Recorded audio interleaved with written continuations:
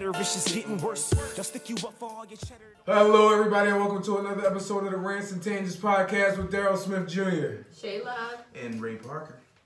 What's today? Sunday. Sunday. Eagles just won. Woohoo! Even I still was there. Oh, you went to the game? Yeah. Oh, shit. You know, I don't never tell people where I'm at. Yeah. So I didn't post shit. I Wow, did somebody looking post for a you? little secret something on my Instagram story, but that's about it. Right. No, fuck that. Who you went with? You'll never want nobody to know where you at. I'm with you. Or when you're not at your house. I'm with you. I'm sorry, that's It's a good rule of thumb. roll up in your group. Mm-hmm. Yeah, who you go with? Nicole? Oh, okay.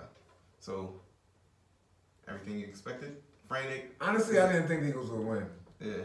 But they won and it was a good game. It was a lot of action. It was a good game to see live. Right.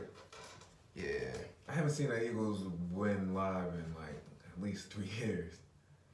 So yeah, it's been at least 2 years. So yeah, it was good, man. It was good. That's good, man. Fly equals fly. Even though it's looking like we might not make the playoffs. Probably but, not. You know, it's still good to end the season off strong with promise. You know what I mean? So what else is up? Man, so we got some big news to share. We have somebody else that just joined the Masters Club. Oh yeah, see, I be forgetting. Because it is a big thing. Right, congratulations, Shay. No, I'm aware of it. Proud of I'm you. aware that it happened. I Congratulations. forget that. Look at this shit, yo. Thank you. Did you put both our names on that? I wasn't even going to disclose it. Alright. I didn't even say it. Look at him. He could have hit me on the side like, yo, just so you know. What the fuck? Let me hear what I said.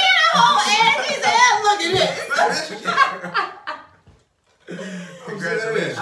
Congratulations. We're happy for you. We're proud of you. Yes. So now the whole show is everybody has a master's degree up here. Oh my goodness. Everybody got MED? He has an MED? Yeah, master's education, right? Okay, Yep. that's what's up. So super proud of you. You've been working hard, been diligent throughout this semester. Yeah. You know what I mean? With all the stress now it's all behind you. Yes, it is. It's It lit. don't seem like it went by fast? This last semester did. I felt like it went by fast. It really did. It really did. And I'm glad too. It's not getting paid for this semester. It was whack, fam. I know. When you go back in January? It's a sacrifice. No, I went back. I left my student placement on Friday. I was back to work on Monday. Oh damn! Right back. Right back. That's what's up. I know everybody missed you. They did. That's It's nice seeing everybody. Everything. So many things are different. So many people left. Got all these new people. You mean clients or you mean staff? Staff, client. I mean, we got some new clients. Our kids typically don't leave like in the middle of the year. Like they don't leave. Period. Honestly, until they age out. Some kids would leave. Yeah, until they age out. So Right. they'll be there. That's what's up, man. So it's you, Ray. Same old story, all guts, no glory. Can you see what's on there? I'm curious. Because even if my name is on there, I truly have no idea what's on Oh there. no, I ain't write nothing on there. Just congratulations. But you gotta be a real one too, yo. You have to re-gift that bag. Pay it I will. yours. So nice. You thought I wasn't thinking? Just throwing it out there. Cause I'll re-gift those joints. Even though I just bought that because I forgot. But still, re-gift that joint. Wait a second. Fix that before I re-gift it. How does this work? This is Think it. elaborate. Yeah. Okay, here we go. I got it. Elaborate is a strong word for a hole in string. I love the word, so I use it. I feel like it's elaborate. But yeah, so be done once and for all, moving forward in life. When you get back to the money. Yeah, I'm probably gonna go back to school though, to be honest. For what? What? Principal cert. Sure. I can Or understand that. so it will either be a principal cert or my BCBA. So I need You not tired of school? Nah. Okay. Well, No. there you go. I never get tired of school, honestly. I mean, I might be like, oh, God, I hate this. I want it to be over, but I never get tired of school. You still gonna help me with that thing? Yeah, I got you. Cool. I got you. Yeah, I think it's due January 18th. No, I got until March. Did you send me what you were supposed to send me? No, I ain't even. Can y'all save y'all side conversation? Sorry. So everybody else can know. I don't even know what the fuck they talking about. So that's fine. We all on the same page. Everybody with them too. What we talking about today, y'all? So much. It's Christmas time. So much. So Sorry, guys. It's not So much to discuss. It's been 2 weeks. It has. It has been 2 weeks. We kind of let the time pass. I think we probably had topics last week. I feel like there's a lot of political stuff. We did have topics last week for sure. And we talked a lot of shit during the week, and we're just like, oh well. Yeah, fuck it. We do. This week the chat was kind of light though. I feel like, well, for maybe you guys have like your own chat or whatever. We have another group shit chat, going on, but yeah, of course we didn't have shit, nothing going on though. Yeah, but our chat was light. All right. Well, so holidays. We all are celebrating holidays, whatever you want to fucking call them. I don't care anymore. Yeah, I'm just here, man. Did you buy your children presents? Yeah, not a bunch. All your children are aware of the lack of a Santa Claus? I think they are now. Or what game are we playing? You think, see, that's the fact. What about you? Yeah, I'm just fully aware. Well, fully aware. Yeah. How come you only think, you don't know? Like, because I don't really take any time to really sit down and discuss it with them. It's more of a, if you want to believe, go ahead. If you don't, you put presents under the tree before Christmas? No. Okay, I see. You help foster the whole thoughts. Listen. To each his own. I mean, that's exciting though. That part, like I put some presents under the tree, but I put all of them under the tree. Yeah. After but you put some under the tree before Christmas, right? Yeah. Mm-hmm. It's a part of making the tree look good. Yeah, I honestly, like that's a part of decoration. My tree looks very good. But that's the other thing, like it's gifts under there, but it's not their gifts. Mm-hmm. Kids not stupid. No, they not. Like, that's what I'm saying. Like I'm not gonna say the tree, and then you talk like, who you think paying for this shit? Why haven't you been very direct in just telling your kids? Because I like to leave things to the imagination. I like to let them explore and have fun with it, all that shit. I think it's dope. That. Yeah, fuck that. No, I mean, like I said, to each his own. Everybody got their own method. Tooth Fairy too? Easter Bunny? I don't think they believe in Tooth Fairy just because we don't really bring that up. Easter Bunny, we not. No. All right, well, your daughter hasn't lost any teeth yet. She'll be losing teeth. That's what I'm saying. What's the process going to be? I haven't thought about it. Do you put money under the pillow? For a little while. Why do we pay kids for losing teeth? Yeah. It's a part of, like, development. For a little while, that was the thing. And then, I mean, more recently, probably over the past years, I'm like, look, I'm not trying to sneak. I'm not, for what? Why am I putting all this effort into giving you fucking money for free? That don't make no sense to me. Yeah. Because I feel like I'm not teaching my kids proper understanding of how they're going to get this cash. Nobody's going to work hard to give you anything for free. Especially on no goddamn money. Meanwhile, daddy's sneaking around, trying to scoot your head up a little bit, so I can fucking grab this tooth that's in the Ziploc bag, and pass you $5. So $5. Oh, here's another thing that pisses me off about it. $5 that I wind up having anyway, because you fucking lose it. And I keep telling you to fucking put it in your piggy bank, put it in your pocket, put it here, put it there, and I find the shit. And then I just ask you one day, oh, we at the store. Oh, can I get this LOL doll, or can I get this fucking what's the little? It's the LOL thing. These little mini things that they play with for two times. They play this like, shit. is it a cartoon? Yeah, like, it's 2 times. It's another waste of money. What are those? Destiny and Halo fucking action figures. That's what my boy won all the goddamn time. These little Halo fucking pieces all over the place. I'm stepping on. Got to pick up my son on choking shit. Okay. Meanwhile, you asked me to pay for it. Dog, your tooth just came out. Remember that? Yeah. Where that $5 at? Oh, yeah, I don't know. They don't give a shit. Meanwhile, I know where that shit at. It's in my fucking room. They don't give it. I'm trying to. It's funny because Aiden just asked me. I feel like I'm failing. You're not. No. Why the fuck am I wasting this energy? Like Aiden asked the question, like, why do grown-ups care about their paycheck so much? Oh, I said, well, that's a good question. It was a great question. I was glad he asked. Yeah, you never asked. One of those Jones. I was like, all right, well, so you ate today, right? He's like, yeah. I was like, all right. So how you think you ate? You got the money to eat. Y'all paid for it. Oh, all right. You got clothes on? Yeah. How you think you get those clothes? You paid for it, right? Yeah, we paid for it. What about the house? What about everything? So everything you got, we got to earn. That's how you earn it. We earn the money. Our paycheck gets you the stuff you want. So if you want something, you work for it, you can get it. So this whole led to a whole, now he takes his chores more serious. Now he's more work. Yeah, because he won V-Bucks and all this shit. So this led to he's trying to earn some money so he can go out and buy his V-Bucks or whatever. But now he's starting to think about it because I'm like, all right, you can spend this money on V-Bucks, but you know you got lunch next week too. Mm-hmm. We're not stopping paying for your lunch. You got your allowance at the top of the week. You're not getting nothing else. So you can spend your lunch money on V-Bucks and eat freebies all week. I don't care what you do with it. It's your money. But think about it. So now you gotta make real player decisions. So these conversations that we're starting to have, he's doing it on his own a little bit, but I just teach him to earn. Whatever you do, I'm not giving you nothing. You gotta earn it. So everything is earned with me. You know what I mean? I think a lot of young boys messed up in life by being given shit too much and not understanding what it means to earn. How you feel about these young boys pumping gas and want to carry your groceries to your car? I was that young boy. They trying to earn. I was that. I don't think pumping gas is a good hustle. I don't either, and I hate when I see adults there. But I used to be the young boy that helped with bags at the grocery bags is store. a different thing. I think that's a pretty good hustle. You know what I mean? I'm doing something for you that you might not, especially with older ladies, but you that was smart. I mean, that was what we knew. Like, you know what I'm saying? I didn't really look at it like panhandling. I be talking to the young boys that be trying to pump my gas. Like, it's just stupid ass. It's stupid. Yeah, I'll give them money and not even let them pump my gas. But yeah, you told me that before, and I think that's stupid. I just go. You perpetuating the thing you said you got an issue with. You feel like they're doing too much. There's no effort to pump my gas. That's what I'm saying. The difference with bagging and pumping gas is like you're actually carrying something. Pumping gas, I really don't need you to pump my gas. Yeah, so why am I just giving you money? Sometimes I give them money just for the sake of. How much money are we talking about for them? Like $1. I was about to say, because the other day, for a person we actually had to do work, he gave this nigga, young boy, $1.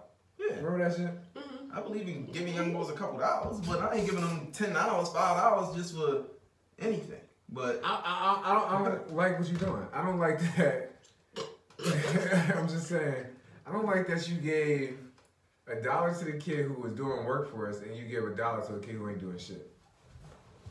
He asked to do something, I just didn't need him to do it, but it's still right, so fuck up a conversation. God damn. So I'm saying, if you go to a job, hey, I want this job, oh, we're not hiring right now, but we'll pay you for the job anyway? Fuck no. Okay. Oh shit, it froze? Yeah. Stay focused. I'm already up here. Yeah, man, but listen, man, I like to keep the young bulls, at least they ain't, getting into no trouble. But I also want to tell them to switch their hustle up. I don't never knock a nigga trying to earn. I hate when grown men is out there trying to do that shit. That's what irritates me. When an adult man comes up to me asking me to do some shit that obviously I can do. Right. A kid, on the other hand, I'm a little more gentle in my approach just because it's a learning situation. Just like, nah. And plus, like I said, I was that young boy. Like, when I wanted some money to go skating or a couple extra dollars, wasn't no change in my game. I go bag up some groceries. I go do whatever it took so I can get my $6, and I'm up at Elmwood on Saturday night, nigga, getting my roll on. No, I'm with you on that. So, I never expect nobody just give me $1 just to give me $1. It ain't. I don't even want to set that expectation. I hope they don't expect niggas to just give it to them. But it is annoying though. Like children money? No, just people bothering you while you out shopping. You just like, yo, I don't want to pay for this gas anyway. Or I just spent $100 in the grocery store bastard, but at the same time, it's like. And then you want me to give you $5 on the way out. Right. No. Right.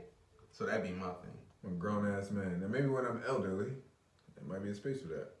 That's what I'm saying. You're not going to do it anymore because y'all trying so hard to get them to stop. I'm not trying to get them to stop doing the grocery thing. The gas thing, definitely. Fuck you. I could be 90. If I can still drive, I can still put my own gas. I hope you're not driving at 90. Even if I'm still sharp. I just hate when a grown ass man does come up to me. I won't even stop at the gas station. I'll just keep pushing. Dog, you just fucking up their business. I just say no. Like, seriously. Like, ain't gonna fuck up me. I already found the lowest one in the area. I'm not leaving because your ass out there. I done been searching for 10 minutes for the lowest gas prices. I done burnt about a quarter tank. You know what I'm saying? Yeah, man. But nah, I feel you. It's annoying. Do you pay young boys? No. You don't give them nothing? Mm-mm. How was it as a woman? They hound you a little bit more Yeah, because they feel like they be you're aggressive like, with me. I'm sure they're aggressive with yeah, you. they hound you a little bit more, but they're consistent. No, and then they'll stop. And if it's the same people they'll do it all the time, like nonstop, no matter how many times. You ain't got no man to pump your gas. You seen that, Jim? You said what? You ain't got no man to pump your gas. No, you ain't see that skit on Instagram? I sent it to y'all. Y'all can't laugh with me if you ain't see it. But when Shay just said that, it made me think about it. Got no man to pump your gas. I feel like there's an influx of grown ass men panhandling, like dudes, not dudes that look homeless though, like dudes that look perfectly on their P's and Q's, fresh sneakers cleaner than mine, jeans pressed with less wrinkles than mine, and these niggas sitting right outside 7-Eleven, talking straight, no slur, talking real normal to me. Yo, bro, can I get you change on the way up? Yeah, that's the thing. What the fuck is wrong with you? Like shit like that wouldn't be a nuisance. They are on some sort of drug. Absolutely. I hope so. You hope so? I was about to say. Like it would make more sense. That would make more sense. Yeah, because it'd be cats in 20s, 30s, 40s, just standing outside asking me for money. I'm like, cuz.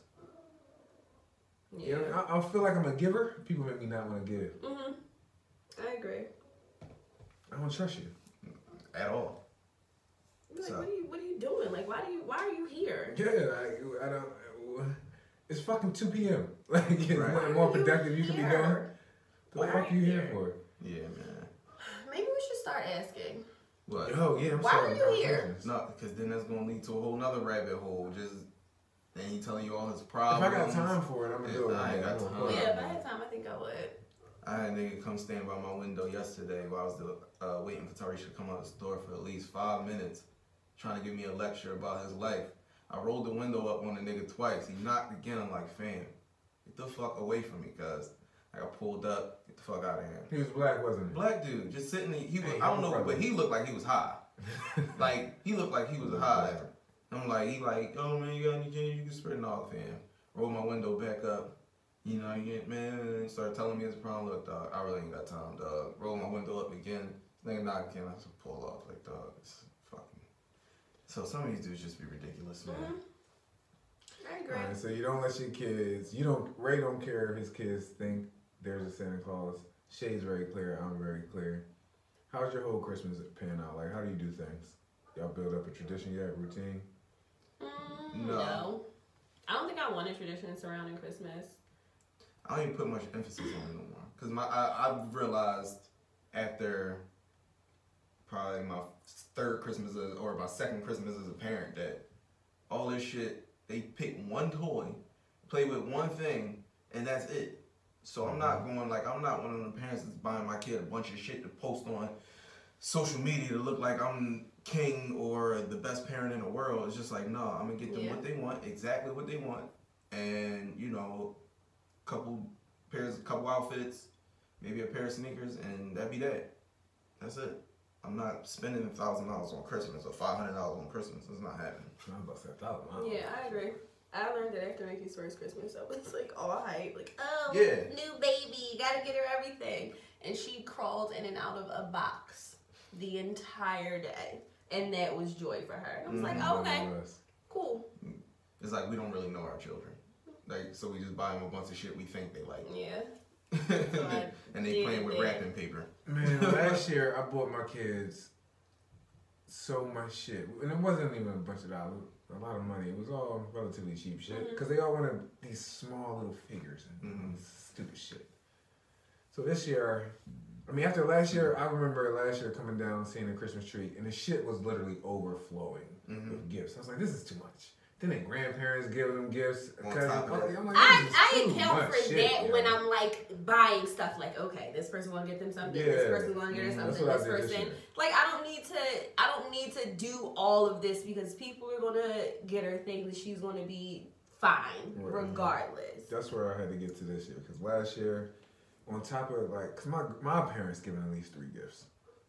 All types of random shit, but 3 gifts regardless. And it just became a bunch of fucking things. I can't tell you where 95% of that stuff is at this point. None.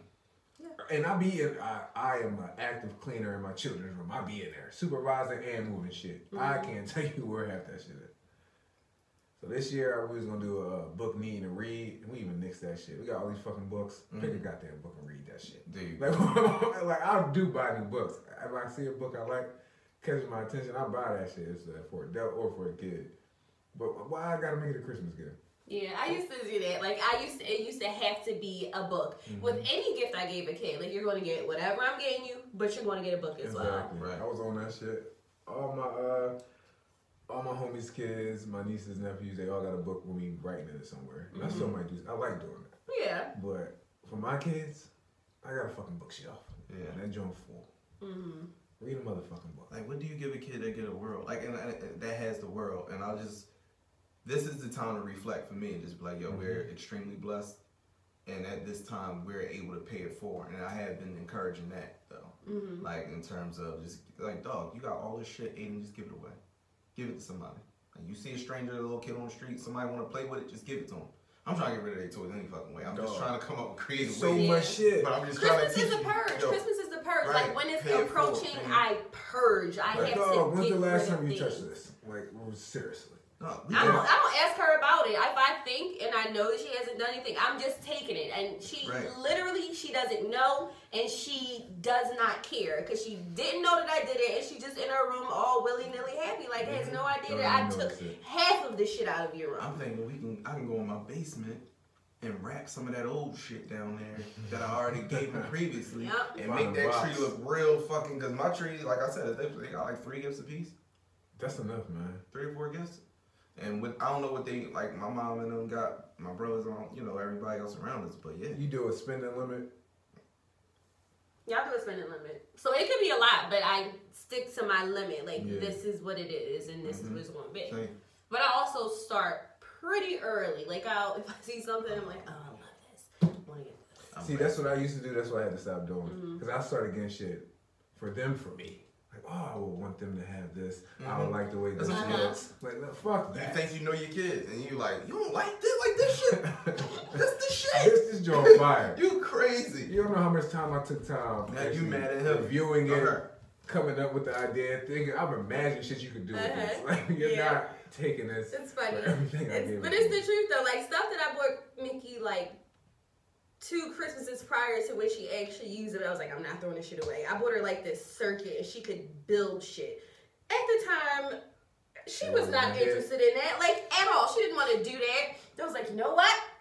She's gonna love it. She's gonna love it. Just gotta wait it out. And then the day came and she was like, Mommy, what's this? And I was like, I gave this to you 2 years ago. Let's build something. We built a bunch of stuff and she loves it. Wow. It's funny that you said that. That's what Risha ordered Aiden off of Amazon. It's so fun. Some motor or some shit that he can build on. I'm like, that nigga not gonna fuck with that shit. No, we gotta foster it.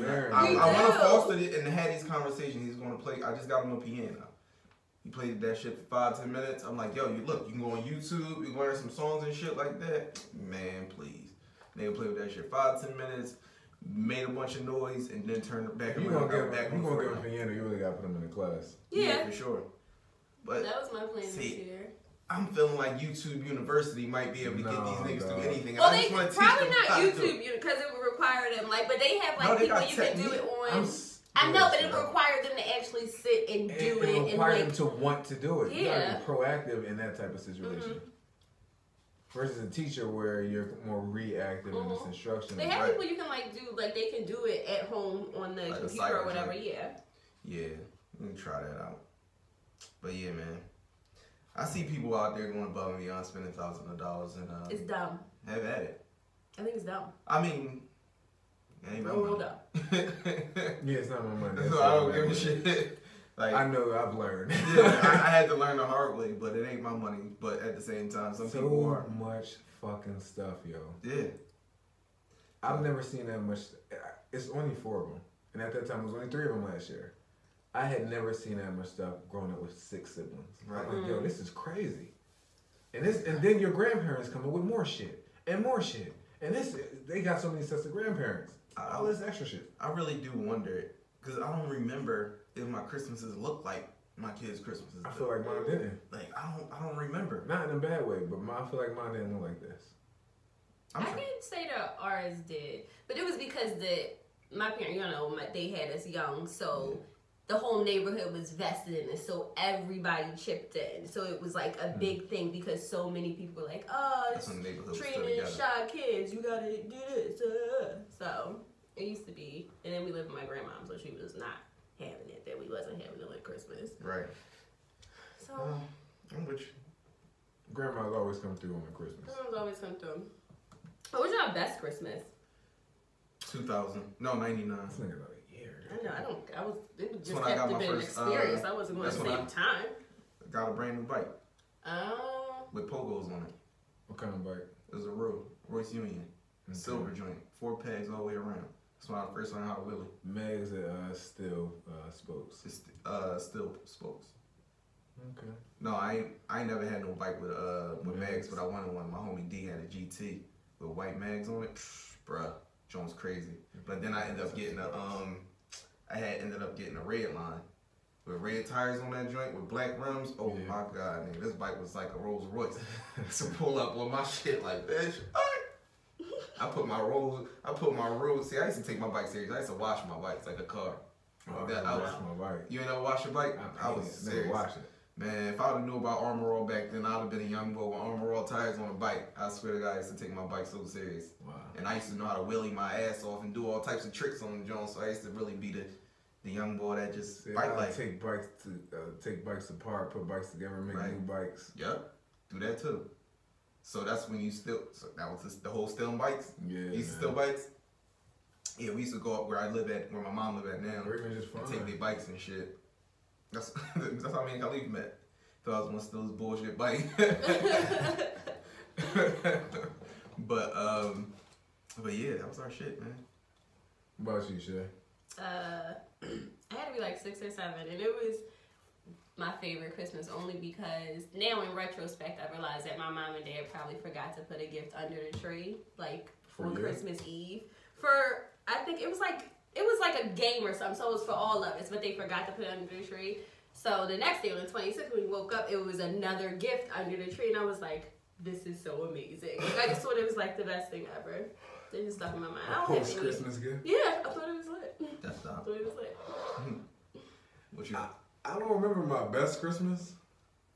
As a child, I had a lot of fucked up Christmases though. I got beaten on Christmas, a bad beating on Christmas. What? What'd you do? So me and my brother had found a gold cross charm.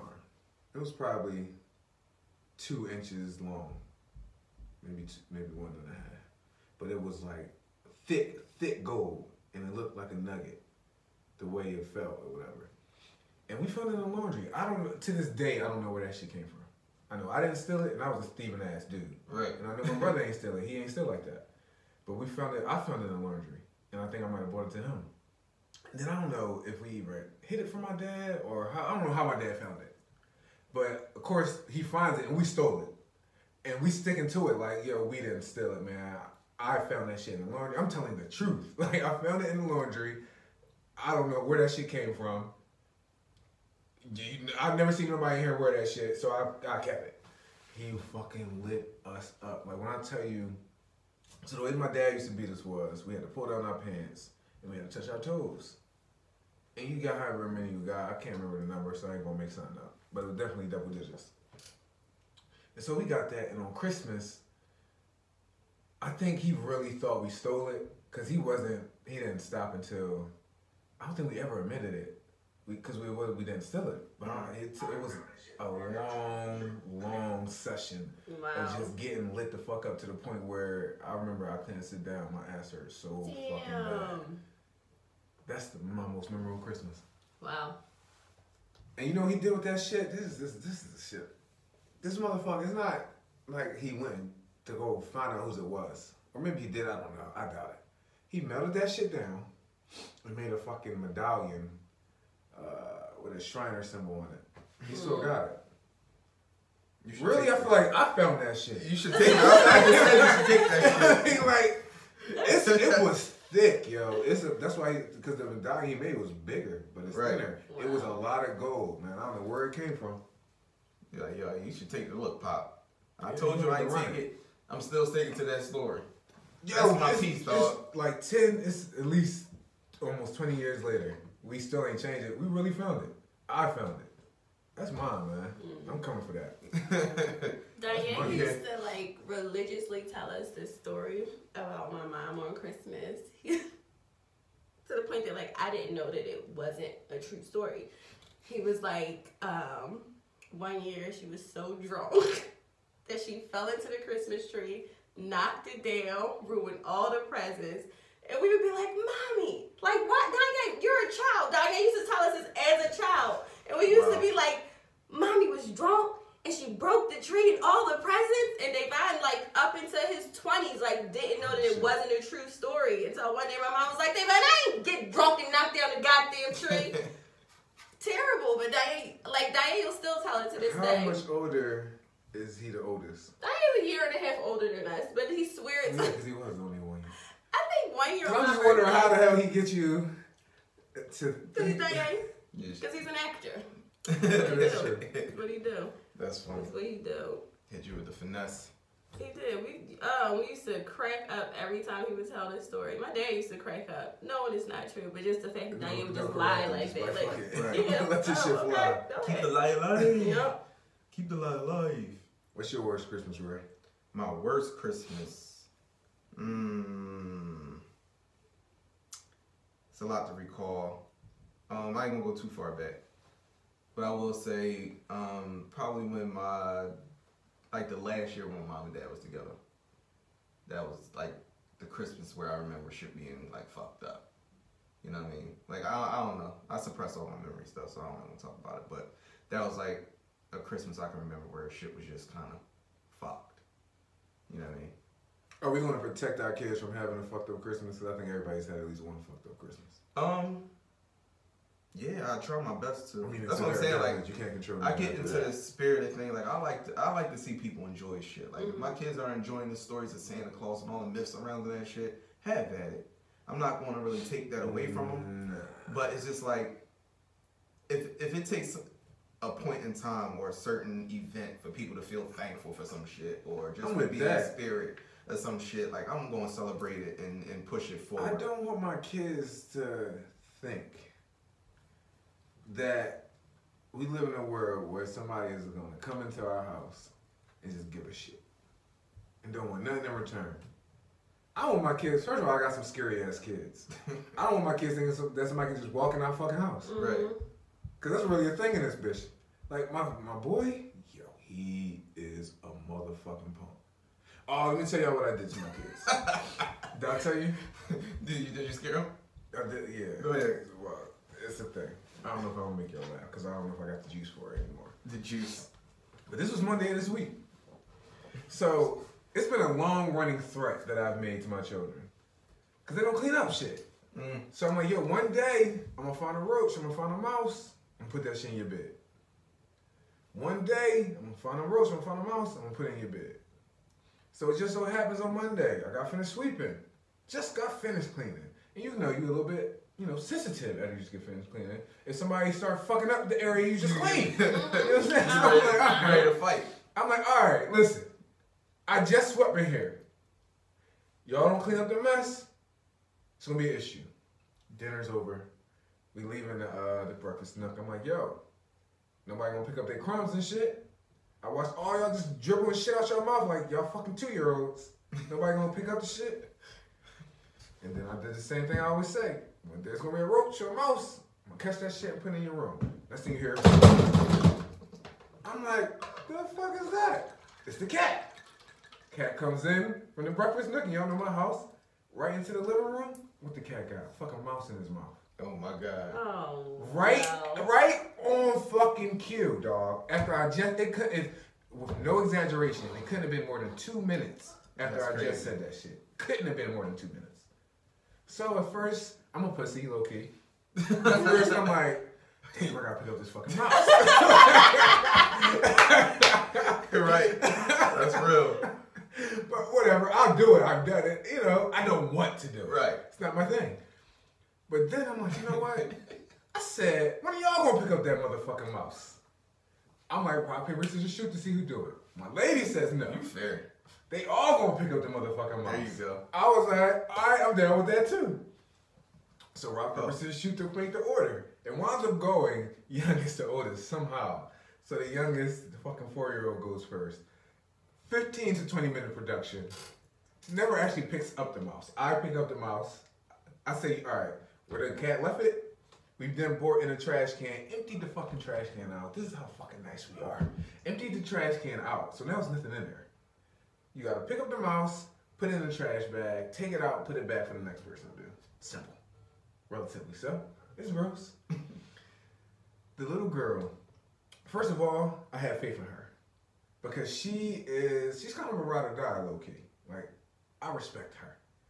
For example, her punk ass brother's afraid of the dark.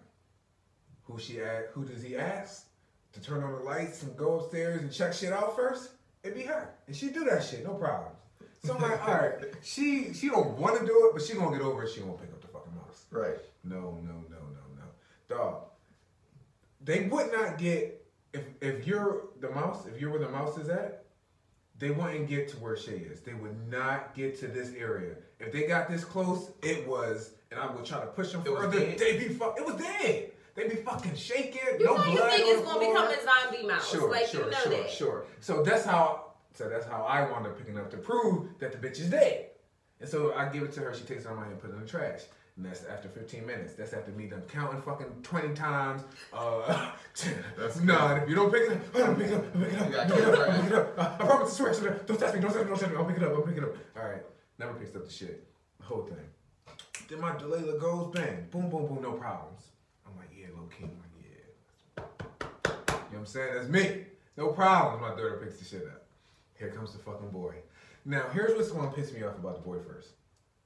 First, he was talking shit. What, like he was going to do it? No. When the youngest was going, oh, stop being scared. It's dead. Just pick it up. It's not a big deal. Don't worry about it. Oh, it's nothing. Stop being a punk. Oh. Now, I'm active in it, so I missed a lot of his theatrics because we got a cat. The cat darted past like 2 times.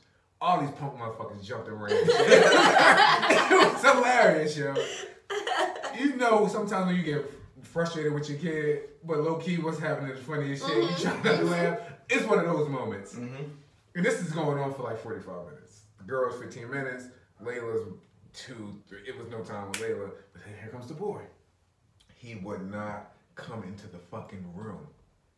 Now, in hindsight, he ain't come in the room at all. But you took it to him? No, I'm saying before it was his turn. Oh, okay. He came into the room and stood against the wall. And that's where they rock, paper, scissors, shoot. Next thing you know, he's out of the room. Has not returned. And then I'm hearing tell that at one point, when I picked up the mouse, he ran. You know, so basically, it would have been about 7 or 8 feet from where he was standing to the fucking couch. 2 steps, that motherfucker's on the couch. On the couch. Yeah. So he gets in there, and the tears just started fucking flowing. And I'm like, what the fuck are you crying for? And that's a big thing for me. Mm-hmm. Like, I cry. So I'm not a Scrooge with crying, but I'm like, Explain, give me a reason. You need to be crying for a fucking reason. Why the fuck are you crying? I know, it's nasty. It's fucking snot shit. And now you're getting dramatic. And that dramatic shit just gauges me. And I'm trying to be an adult. I'm like, don't rise with his fucking theatrics and shit. Right. Motherfucker, at one point he dropped on his knee. Oh my The God. fucking tears.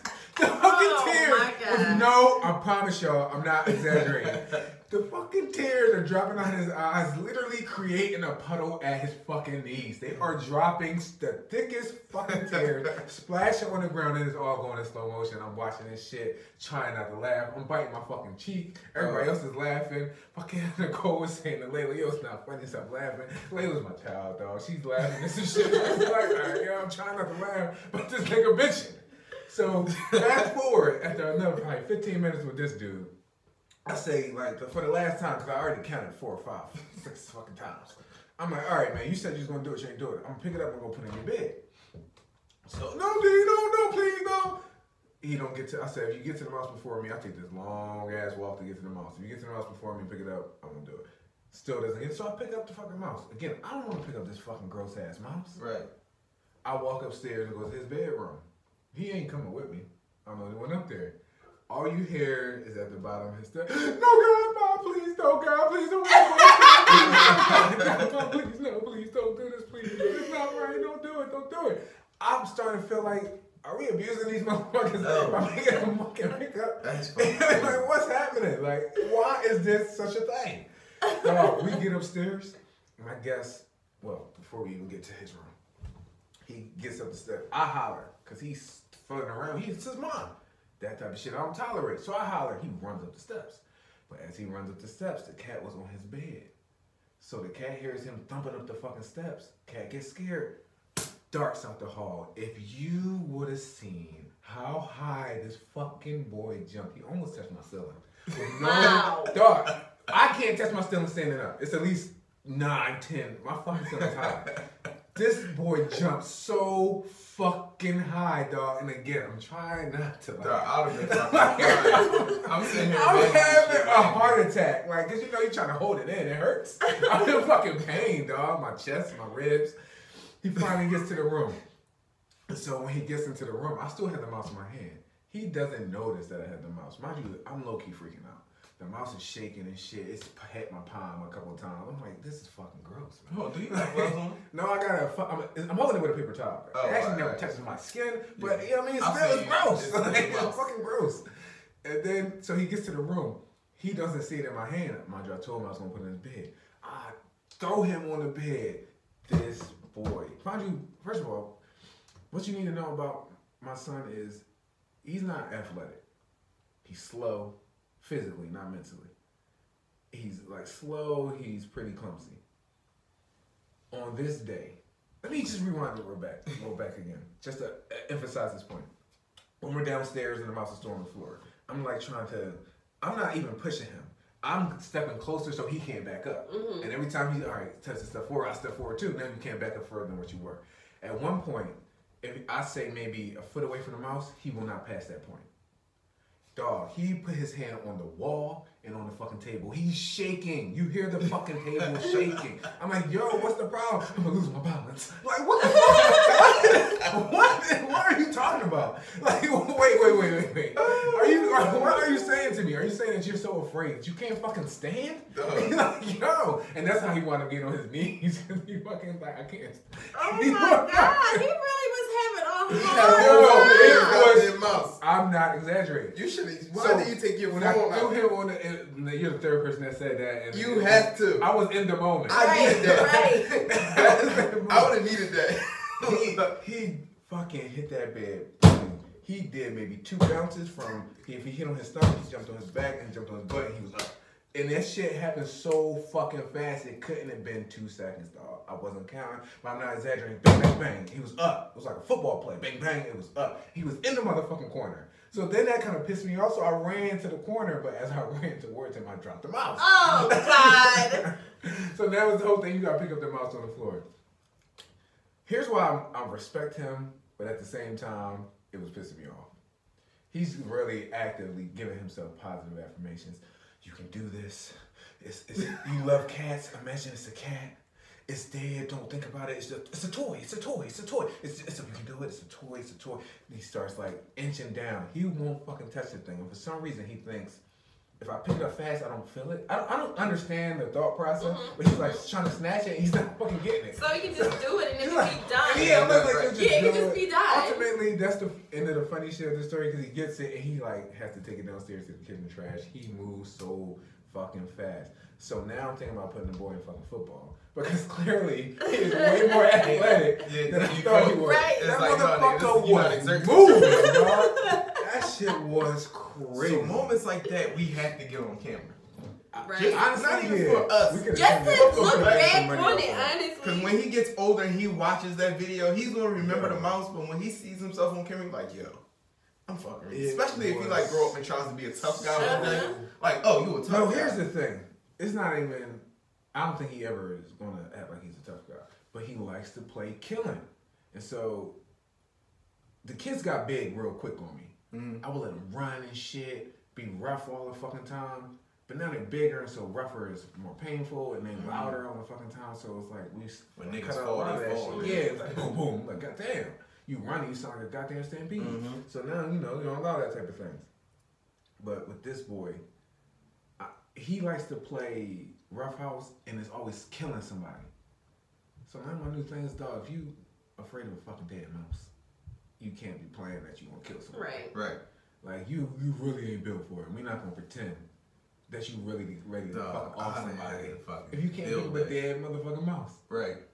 That shit, man, I really wish I did record it. It was priceless. Oh my God. It was priceless. It sounds really hilarious. Like, it was fucking priceless. You gotta teach these little niggas though. But that was the thing. It was a teachable moment. I feel like God made that happen, dog. Mm-hmm. It was not 2 minutes later, right. Yo. The mouse, it was so on point. And to see them kids, my kids are pussies, man.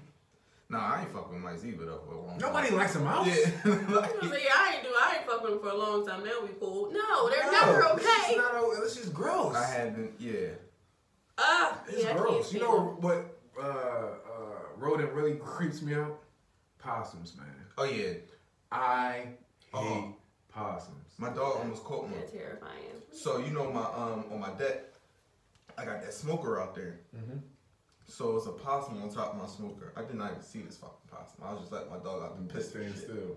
So I turned on the light because it's pitch black out there. So I turned on the light. When I turned on the light, the possum is looking at me. This motherfucker hissed like he showed his teeth.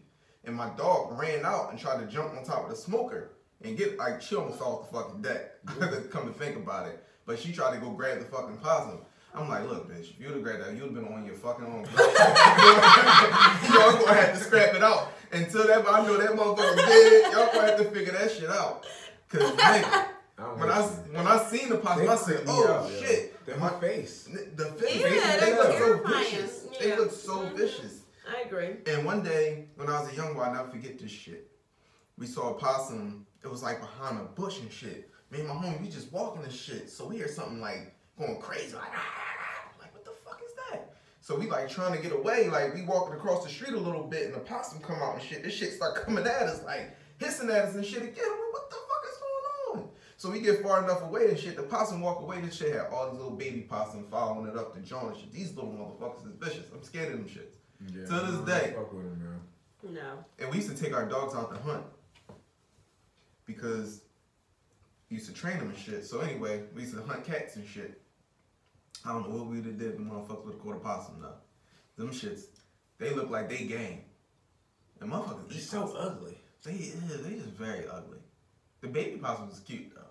Are they? The adults is ugly as fuck. I don't fuck with none of them. Are they cute?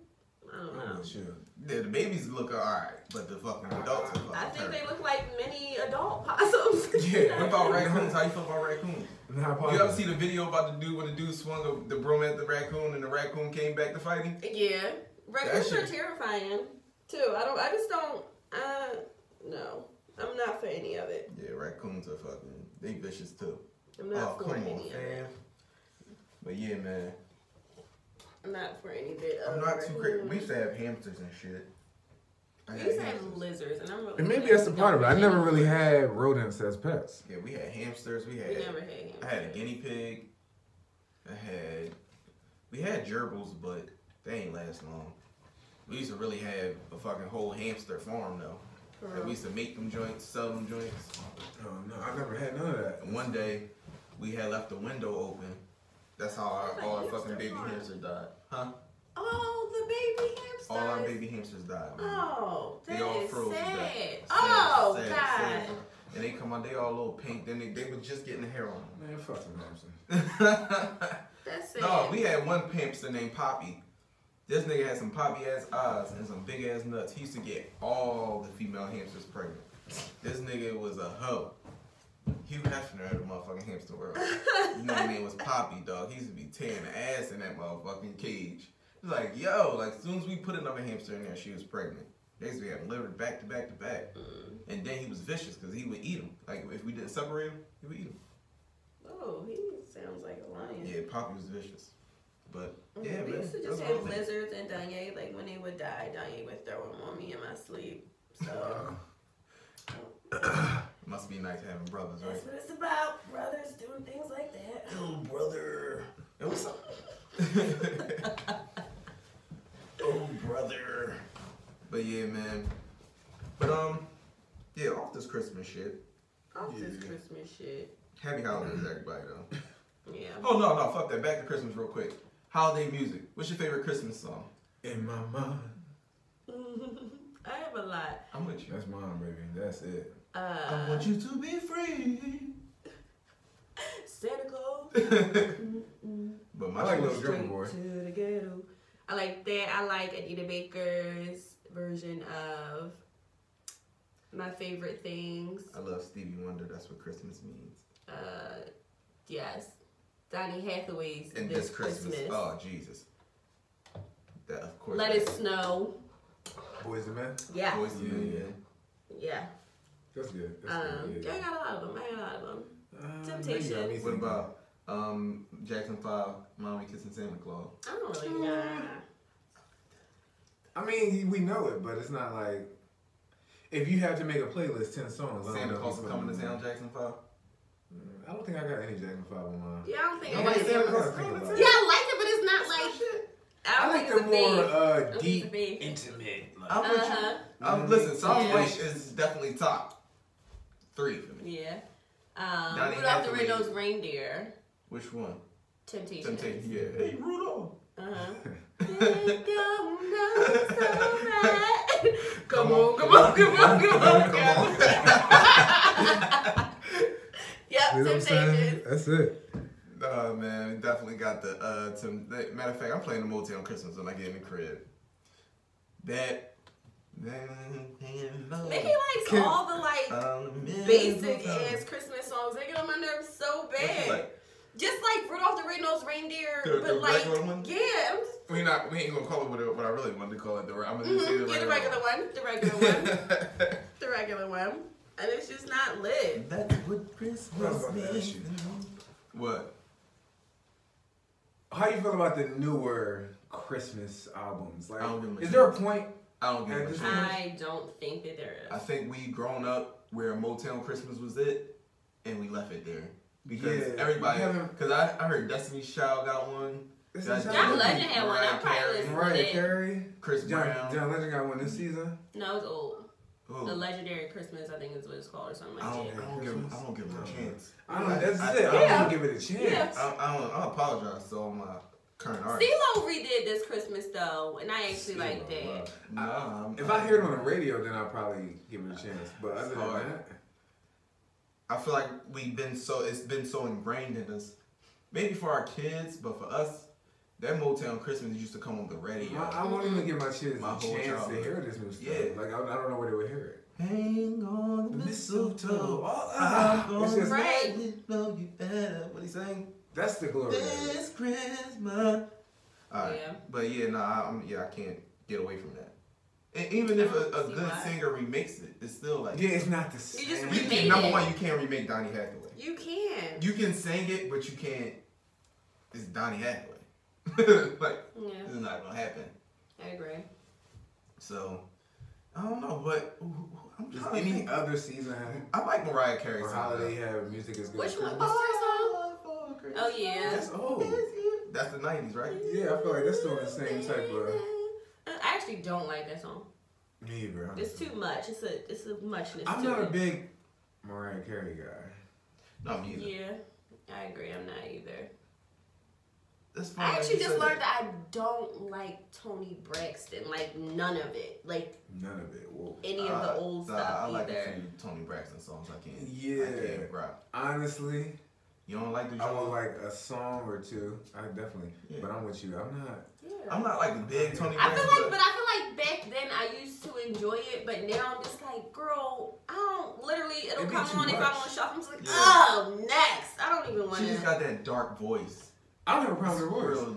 I just feel like it's too much. Yeah, I don't have a problem with her voice. I just feel like... Nah, her song on the Boomerang soundtrack is my favorite Toni Braxton song. Now, I can't even get the words. What's the Boomerang soundtrack? When she said, you should have brought your love, should have brought your ass home last night. You should have been with me. Yeah. Should have been right by my side, baby. But no, even now I feel like it's just a little bit too much for me. No, but love should have brought your ass home last night. You gonna go get you some pussy. I'm not saying bring your ass home. Message. Like love should have brought your ass home. That is a rule. I gotta like thoroughly be in the mood for Tony Braxton. I will never check it out and just say let's listen to Tony Braxton. No, dogs, because we had. Yeah, I have to be in the mood when it comes on because I'm never gonna seek it. That's it. You gotta flow into something that I'm like, right. Yeah, you know, like Pandora. That's what Pandora's Pandora's not for. going to switch it. It's not even. No. Like, You listen to Pandora, just bring on some shit. You're like, oh, I forgot I like this song a little bit. I would never search for this artist. And it has to be in between two songs I like highly for me to even like. It's a whole thing. It's a formula. No, because it was a thing yesterday. I almost turned on a Mariah Carey song. We was having YouTube karaoke and shit. Like, nobody like Mariah Carey. I was just like, damn, I thought it was just me. But it was just like, I was just going through a whole fucking playlist. Mariah Carey's about to come on there. It was just like, oh, we got to skip this one and shit. Mm-hmm. You know what I mean? But y'all ever battle on the Alexa? No. Fuck it. Alexa's actually really cool. So like, what does that mean? You can battle.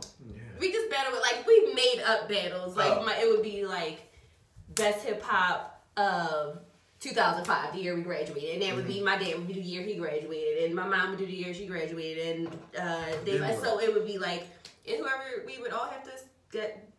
Guess what Alexa's gonna say? No, we have to vote on whose song was the best, even in whatever genre, whichever one got us the hypest would be it. Your parents won, didn't they? Sometimes, yeah. They graduated in the 80s. Yeah. No. Yeah. Yeah, they won. Yeah, they won. They won. What good music was out in 05? Oh, no, yeah, that's 05 was the thing. I listened to our graduation mix probably a year ago. That CD that we all gave each other at graduation, I still got that joint. Y'all, I feel like shit, yo. Why? I don't be remembering shit from high school. I don't got nothing from high school. I remember a lot of shit from high school. But no, I still got the CD that we got. Was it at prom? I was gonna say, did nobody know goddamn CDs at graduation? It was prom. It was, what was it called? The CD was terrible. The music was fucking whack. Yeah, I was on that committee. I don't even remember the CD. I was on the graduation committee, and I don't remember nothing from what the fuck was the...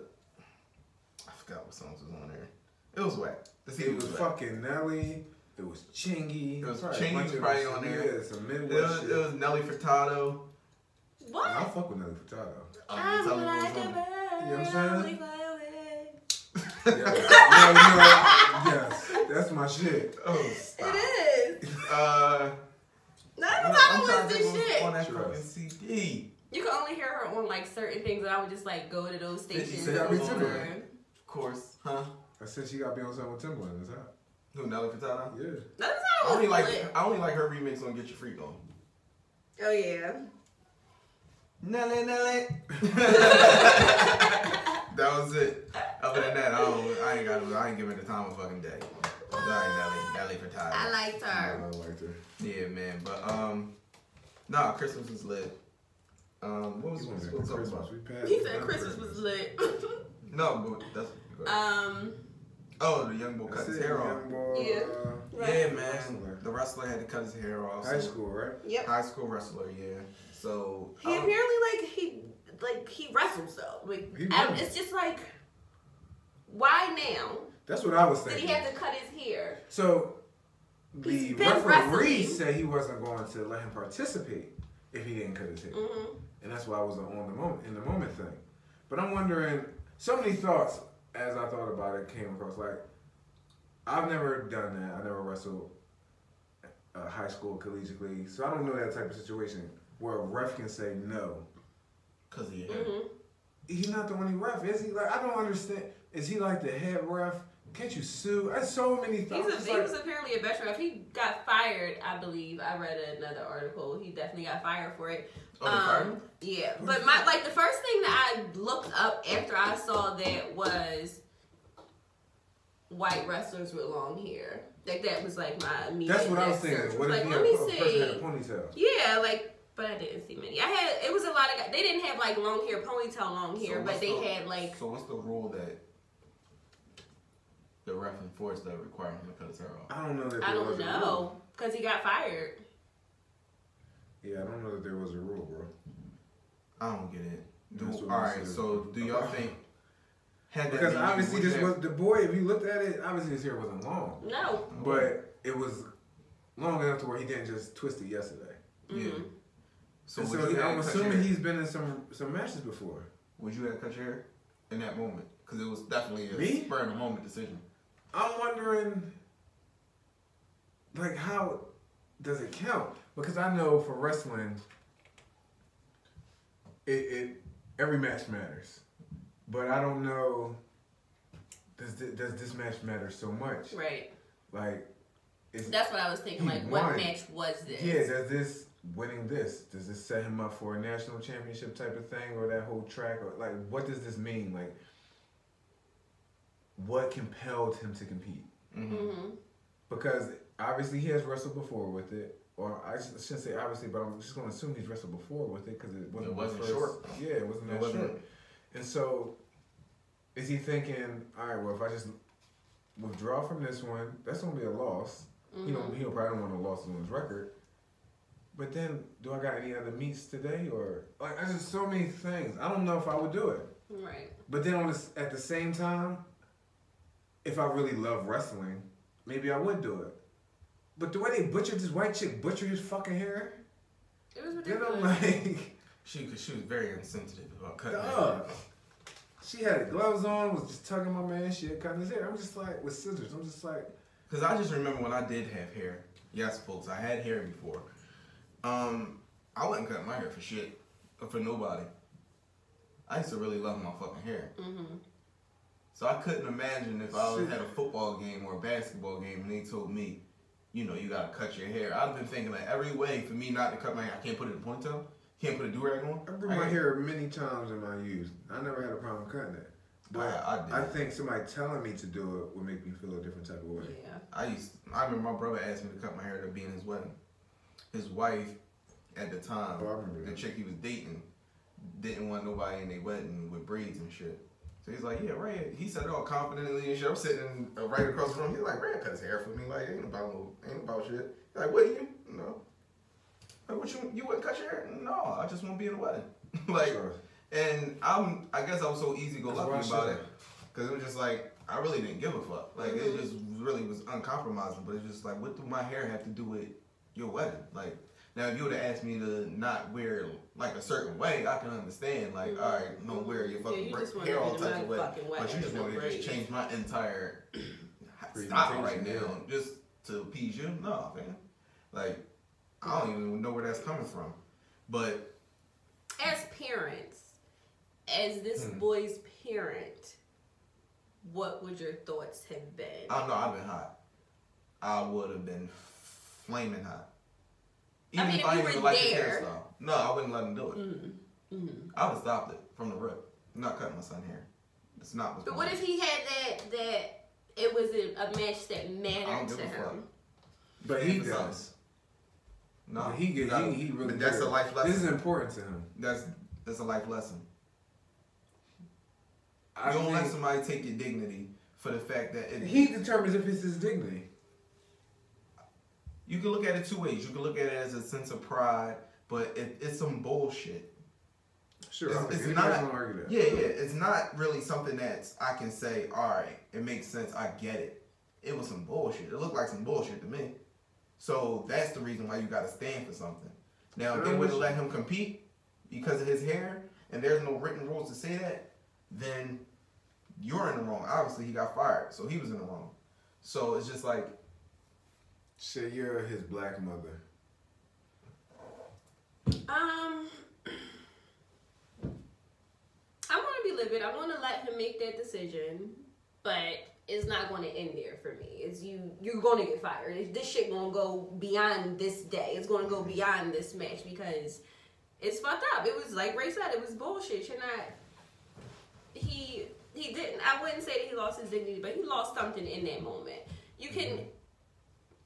I think it's a teachable moment. It's a teachable moment, something. But you lost something in the moment. But I'm not going to take this away from you. If you want to cut your hair, you can go ahead and cut it. But know that this shit is going to go beyond. Because I'm about to be there annoying and smile. It never meant nothing until you got here, which means something else going on. You saying stand for something like just? I am being a bit contrarian, and my initial reaction is more in line with you. But I'm just trying to think it through. I already don't agree that has to be the dignity. But stand for something, maybe that's not something he really cares about. Maybe that's not something he's passionate about. Do I want to be a parent that tells my parents what they should be passionate about? What, not even passionate about, because I definitely am playing some things in my kids that I want to be passionate about. Right. But like, stand for something specifically. Am I telling my kids what they need to be standing for? Let me ask you a question. Something might offend me that doesn't offend you. Yes. But at the same, prime example, you fought Donzel, right? Probably. You fought the nigga with in high school? The nigga in football. Yeah. So, in a sense, you felt like he said something to me that you like, right, I'm not gonna say it for you. I'm gonna fuck this nigga up. Right? That was a big part of it, yeah. So if he ever say something to me, I'm gonna fuck him up. Not just because of what he said to me, but because he said something to Ray and Ray take it the way I took it. Yeah. Right? In that moment, I might not have been as passionate or about the situation, but you felt like, fuck that, it's the principle, I'm not letting that shit slide, so I need a catalyst to whip this nigga's ass. Mm-hmm. Sometimes, now flip that. But I didn't ask you to fight. No, but what I'm saying is, I'm your homie. Like, for the sake of, ain't like he put his hands on me, so it wasn't no reason for you to say, Ray, you should fight him. It was more of a, you let that shit slide. I ain't letting that shit slide. Like, let him say something. Yeah, so as a parent, imagine your child is there. I'm just thinking about me. My initial reaction, I think, is to come out the stands. Mm-hmm. And then from there, I don't know what I do. I don't know if I really, a part of me, you assess the situation. A more calculated me wants to be like, I let my kid in that moment, because this is high school. I want to see how my kid reacts. Right. This is a good life lesson right here. Let me see. But then another part of me is like, do I intervene? But he's not going to take it the way that you would take it because he don't understand it or see it. I don't necessarily. I don't want to put that on him. I don't know that he doesn't understand it. Maybe this kid is woke like shit, and maybe he completely understands it. Maybe he could really break down racial segregation and how he could really take it to a place that I maybe articulately couldn't take it. Right. But at the same time, maybe for him, this is not how he wants to fight it. Maybe he doesn't want to take the knee like Colin Kaepernick. Maybe he has another plan. Yeah. And so I'm not just saying you're wrong or anything like that. I'm just trying to figure it out for me. Because a part of me was like, yo, I want to, like you just said, I want to ride. Right. If that's my son, I'm confident that I'm probably coming out the stands. And it's probably, I'm very much where Shay is. Like, maybe I probably let it go down in a moment, but this does not end here. Right. No. Like, this does not You gotta see it through. No, it doesn't end here. But then I also know I can be real ratchet. And I think in that moment, I don't know if I can, I'm wondering if I can check myself. Because you got to think about the implications if you snap as a parent, how that's going to reflect on your child. Yep. And their prospects. Yeah, I'm with that. I just feel like a protest without sacrificing a real protest. No, I'm with you on that. Like, motherfuckers, but protest. You also want to pick your spots. Yeah, of course. You got to be smart about it, but it's a sporting event. Don't get me wrong, competition is important. It's a good learning program and everything. And I want my kids to be able to compete and know what it is to compete is important. But at the same time, we're not going to push some agenda across, even with the whole Kaepernick thing. Like, we're not going to push some agenda across to take away somebody's, I'm not going to say dignity, but their rights to freely express themselves in any way, because we have somebody that's biased or ignorant or whatever this case may be. I don't really know where it's coming from. Like, I get it if it's a competitive advantage. Like, yo, your son having this is a competitive advantage, and like that can be like, give me reason. But if it's just some shit that's just gray area and it's just something you felt like you're a referee as an individual, not that's a lot of processing in these quick moments that I know the situation happened. I just was tight. It was hard for me to watch the video just because of the simple fact of I needed more. Like, I needed to know what the real reason the referee wanted his haircut for. Like, it couldn't have been, I'm looking at your hair. Some power shit. I don't like it. Cut it off. Definitely could have been that. It could have been that. But I'm just saying, like, it couldn't have been that. Like, it shouldn't have been. It shouldn't have been that. So I need some concrete. Like, before you put some scissors to my hair, me as a fucking teenager would have said this. Before you bring, what reason? Like, give me one good reason why I should cut my hair. If not, I'm out. Fuck this. You saying that? You got to think about the prospects that come with being a top wrestler. Wrestling gets strong. That match could have been some sort of solid scholarships. Yeah, I can believe it. And you got to think about the prospects. I don't want him to compromise his future over here. He wants to do this, and I think I'm not 100% sure, but I think a loss in wrestling, all that shit really counts. Yeah, and I would hate for him to lose all of that because of his hair, but I would hate for them to take that away from him because of his hair. Like, so I'm just wondering when. I'm not asking this kid to do a Colin Kaepernick. Right. Colin Kaepernick obviously had money. He definitely made sacrifices, but he had a cushion. This kid may have no cushion, is what I'm thinking. Not specifically about this kid, but I'm thinking that's my thought process for any kid. This may be your meal ticket as you see it, or this may be your ticket to get to another situation. Like, you don't want to be an Olympic wrestler, but you think this is how you're going to get into college and not have to pay. Right. That counts. So is that like when keeping it real goes wrong? Like, just like, I'm going to keep it real. I ain't cutting my hair. It's like, yeah, but you just... Yeah, but now you fucked up your money. Right. Like, you still just as smart, you still probably going to get those same schools, but now they're not giving you what they would have gave you before. I just need reasoning. Like, I'm with you on that. But I think all that can come after. Mm-hmm. Now, I'm probably coming off.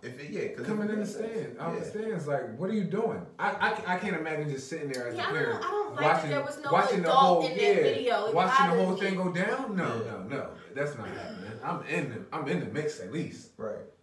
Like, I done watched some white woman put gloves on, she got scissors, she lined up behind my son. What's happening? I'm in the mix. Yeah, I'm there. Ho! Yeah, excuse me. That's my son. What's up? Nobody's gonna stop me. I got that type of mindset. Right. So I'm just thinking, what's going on? I want to be rational in this moment because I think in reality I probably won't be as rational. I'll probably. No, I know you would have fucking snapped. And that's what I'm trying to. I just want to be flip. Because God forbid this thing actually happens. When I think about things beforehand, it helps me be more calculated in the moment because I had already ran the scenario. Versus live in a moment, I'm just shooting. Because I can see me get my kid kicked out. Yeah. I'm right at the ref. What the fuck are you doing? Like, cusses flying. Hopefully, at that point in my life, things won't be getting physical. And it wouldn't have just been you. It would have been other parents in the stands right with you. I would think teammate parents like, yo, why are we cutting his hair? I would think so. His coach, like, you got, there's a village around these people kids. standing up for him. So there's nobody that can protect him in that moment. That's what I'm saying. I felt like he was. Where is the coach? I see his team members telling him, "Oh, it's okay." And they patting him on the back and high-fiving him like. I didn't like it though. Like I didn't agree with anything that happened. Like being a team player and not hurting your team because of your individual thing, I get it. But it's just like at a certain point, I really need an explanation. I need some shit that I can like. And I do think that's going too far. If I needed to have my hair a certain type of way, you're supposed to tell me that before. You're supposed to tell me that beforehand. When I get here. You know what I'm saying? Before I get here, I should know. Then now I'm making a choice. It shouldn't be an in-the-moment thing. I agree. It was completely inappropriate. I agree. And I hope the person... And it's only hair. People will say it's only hair, it'll grow back. But no, it's more than just hair. I'm not my hair. Let's sing the song, Kumbaya, and it's just hair, but it's not. It's the principle. You know what I'm saying? It's a part of me in this moment. This is who I am. And for you Locks sometimes are an identity forming thing for certain people. So you don't know. We don't know what that was. A lock journey is a lock journey for some people. It means so much more than just the hairstyle. Exactly. So in cutting it, like it's some people it's an honor to cut locks off. So this woman who put gloves on and is cutting this boy's hair in front of all these people with no regard, being rough as shit, not taking any care in it, is fucked up. Like I mean, I don't know how he views it, right? But I don't know how he views it, and it could very well be that view. So I used to work at Enterprise Rental Car, and I couldn't have no facial hair, none. I had a little bit of peach fuzz on my mustache, but that was it. After that experience, not saying I get it, like this is y'all company, this is how y'all want y'all people to look. It wasn't just unique to me. So it's just like, I get it 100%. Everybody, nobody has facial hair here. I'm not going to come in here with trying to rock my beard. You know what I mean? That's an institution that was built on a certain set of values that I had to respect coming into the door. I mean, everybody is uniform. Versus coming in somewhere and you get identified as the person that got to change your look. It's a completely different thing. It's a completely different feel. So while I didn't want to cut my facial hair, if I want to work here, I'm going to cut my fucking facial hair. This is, everybody look like they doing them. And I get spotted as the person that got to change his look. It's two different scenarios. So I can't really get on board with that. And if you're going to point me out, it got to be something else driving it. You know what I'm saying? It's unfortunate, man. But it definitely is. You know. It definitely is. I would love to see a documentary or some research into why a certain segment of white people really take personal black hair. What's the whole deal? It's really a thing. And I'm curious. I don't want to do the research myself. I want somebody else to do it. Yeah, same. And I want to watch it. Because I'm interested, but not historically, exactly. Not to really put my own time into it. But like, historically, it is a thing historically. And I just wonder why. Like, where does it stem from? I know that if you have curly hair, you probably want straight hair. If you have straight hair, you want curly hair and all that type of stuff. But I don't assume that it comes from a jealousy place. Does it come from a control place? Is the story of Samson derived from something deeper? Like, I really honestly think it's the versatility of it. They say dreads are unprofessional.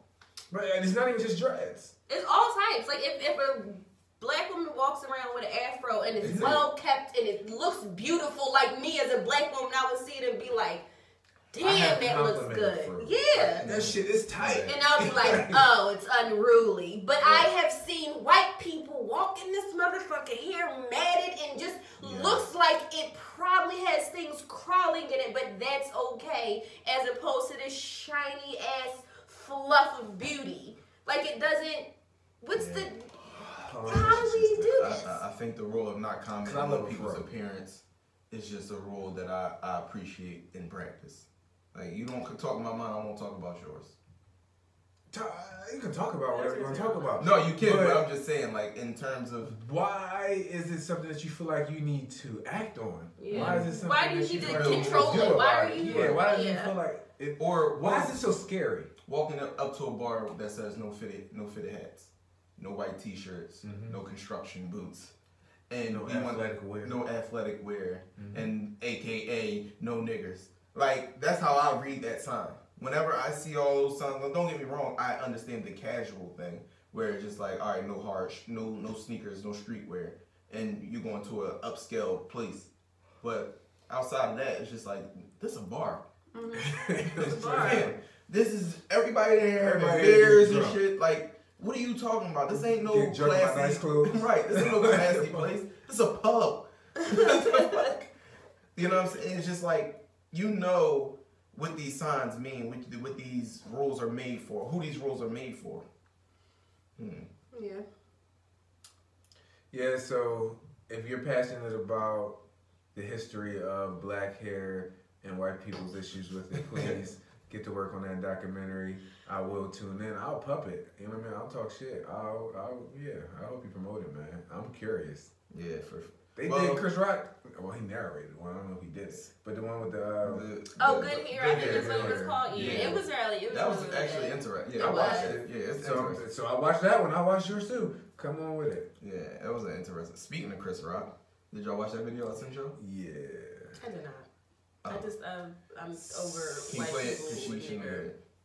Play it. No, you need context. So, I probably won't do it justice. Chris Rock is the only black guy in the room. And that's with three white guys.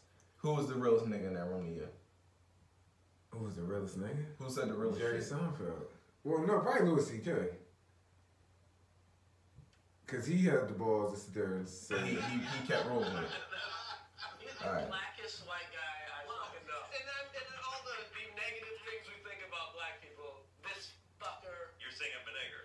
That's Louis C.K. The niggerest fucking Niggerous. I have ever. Jerry did not find that amusing. Jerry, I love him. I don't think he has the. I mean, you don't even understand. Really? You don't really know him. Like I've worked with him. You know, like you're big about. I wouldn't use it anywhere. No, exactly. These two. We say nigger on stage. On stage. You guys don't. That's a. Yes. That's two teams here. So Chris Rock and Louis C.K. say nigga on stage. Louis C.K. says. That's definitely a pairing. Who says nigger on stage? And he said they say behind closed doors. Ryan Jerry. You and me say nigger on private. No. These two guys don't. I don't believe he says it in private. I'm giving it up just because it's played. I don't believe it's. I don't think you've ever said it probably in your life. No. Yeah, that's a huge difference between you and me, I think. What the fuck is being said, dog? Yeah, I haven't found it. Right. Nor do I seek it. Jerry says he don't see the. He don't see. He said, "You'll find it." Nor do I seek it. That's a huge difference between you and me, I think. Well, you found the humor of it. Yeah, I haven't found it. Right. Nor do I seek it. I love that. That's a good bow. Yeah, it was. I haven't found it funny, nor do I seek it. Your video, right? Here you go. I mean, only thing, it's not my video. It's Chris Well, Rock. I No, fucking with you. No, But you promoted it. You sent it to us. the thing here was two things. I love what Jerry Seinfeld said at the end. Louis C.K. I'm a comedic person. Can I say I have laughed at Louis C.K. nigger jokes? He's funny. He's funny. I mean, I'm not going to take nothing away from that. Not even going to say that he's racist. He's not. I don't feel that. I don't feel that he's racist.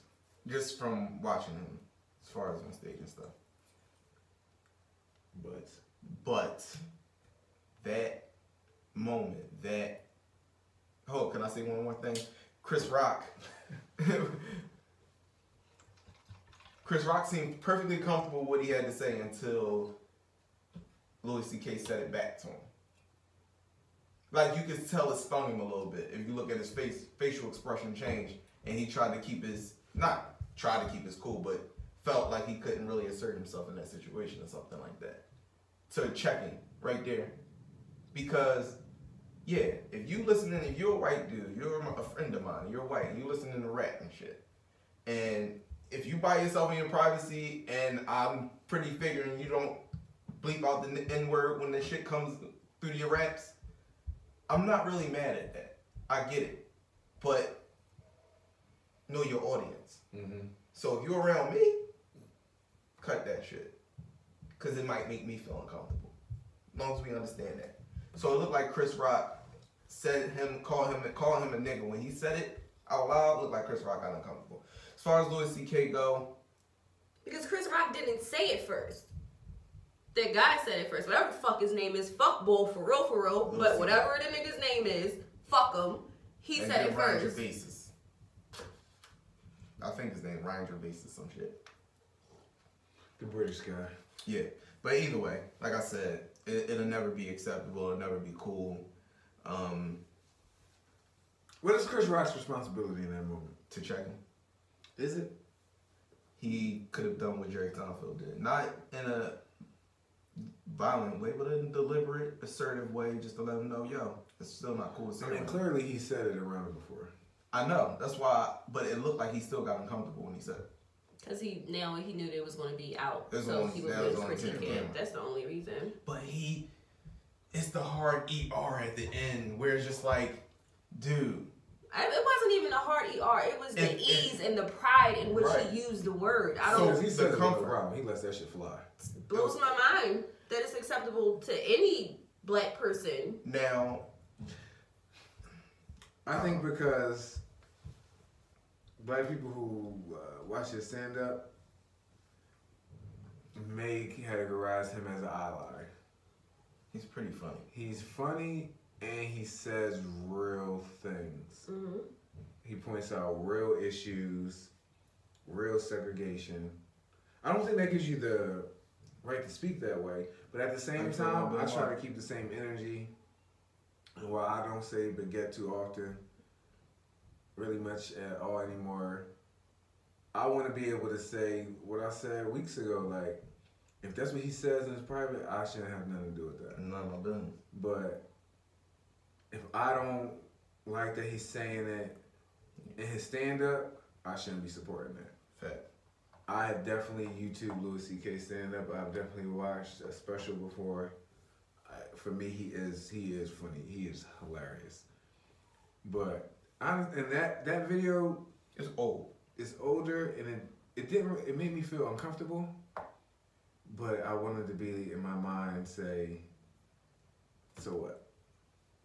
Because I don't like it. It wasn't cool. Jerry Seinfeld was the realest nigga in the room. I like the whole, his whole bow. I've never found it. I'm paraphrasing my shit. I never found it funny, and I'm not looking for it. Funny in it, and I'm not looking for it. But we allow black comedians, or it's not even that we allow, it's very much a part of black stick to speak in that way. I know. It's ours. So, yeah, I mean, sure. It's ours, but let's keep the same energy. I mean... I am. My thing is, if you say it, go ahead. But just take what comes with it. If somebody's offended, they have a right to be offended. And that's whatever. Like, don't say, you know, I'm going to say it and I don't want the backlash behind it. Same with Bill Maher. When Bill Maher said it, I wasn't even that offended when he said it. Because he used it in its proper context. Shit what sounded was the natural. proper context for a white person to use it? He didn't use the hard ER at the end. But what is the proper context for a white person to use the word nigger? So for me, a proper context, if you are playing a character, movie, television, and it's a time period, or you're playing a character where it makes sense. Mm-hmm. And when you are, and this is much less so for me, but it's when you are also in situations where you're discussing something. You're making a point and making an example. I hear that, but I don't hear that because, oh my God, I should have sent y'all this video. So this guy was making a point about white people behaving in the way that black people behave. Mm-hmm. But he said, you guys are acting just like you say niggers act. Like a caricature. Yeah. I think I saw that. Read it though. And you could have said that a different way. The word nigger in that sometimes for certain people, for me, I know that it's a trigger word when a white motherfucker says the word nigger. Like, I don't give a fuck what you talking about. I don't give a fuck if you riding for me hard. That I don't hear anything else. All I heard is you use this word in this cavalier way. I don't care if it's to make a point. Get the fuck out my face. We can talk some other time, but right now, nigga, I don't got shit to say to you. And that's me calling you a nigga, white person in the moment. What is your personal experience with being called a nigger? I actually don't have any. Hey. I don't have any. You know what? I have. I think that's why you feel that way. Because when you've been called a nigger more than a few times, it kind of gets... It never gets okay. Is it easier pill to swallow? No. The sting... What I'm saying isn't there for me. When that's all somebody has for you, what? The sting, it doesn't sting as much. Exactly. Because they can't do nothing to you. Mm-hmm. And the fact that you're disrupting something, meaning whatever they got going on, and the fact that you're disturbing that, and the only power they have over you is to use that, and in turn you react, and then they can use what they really have is to attack you for your reaction versus what they actually did.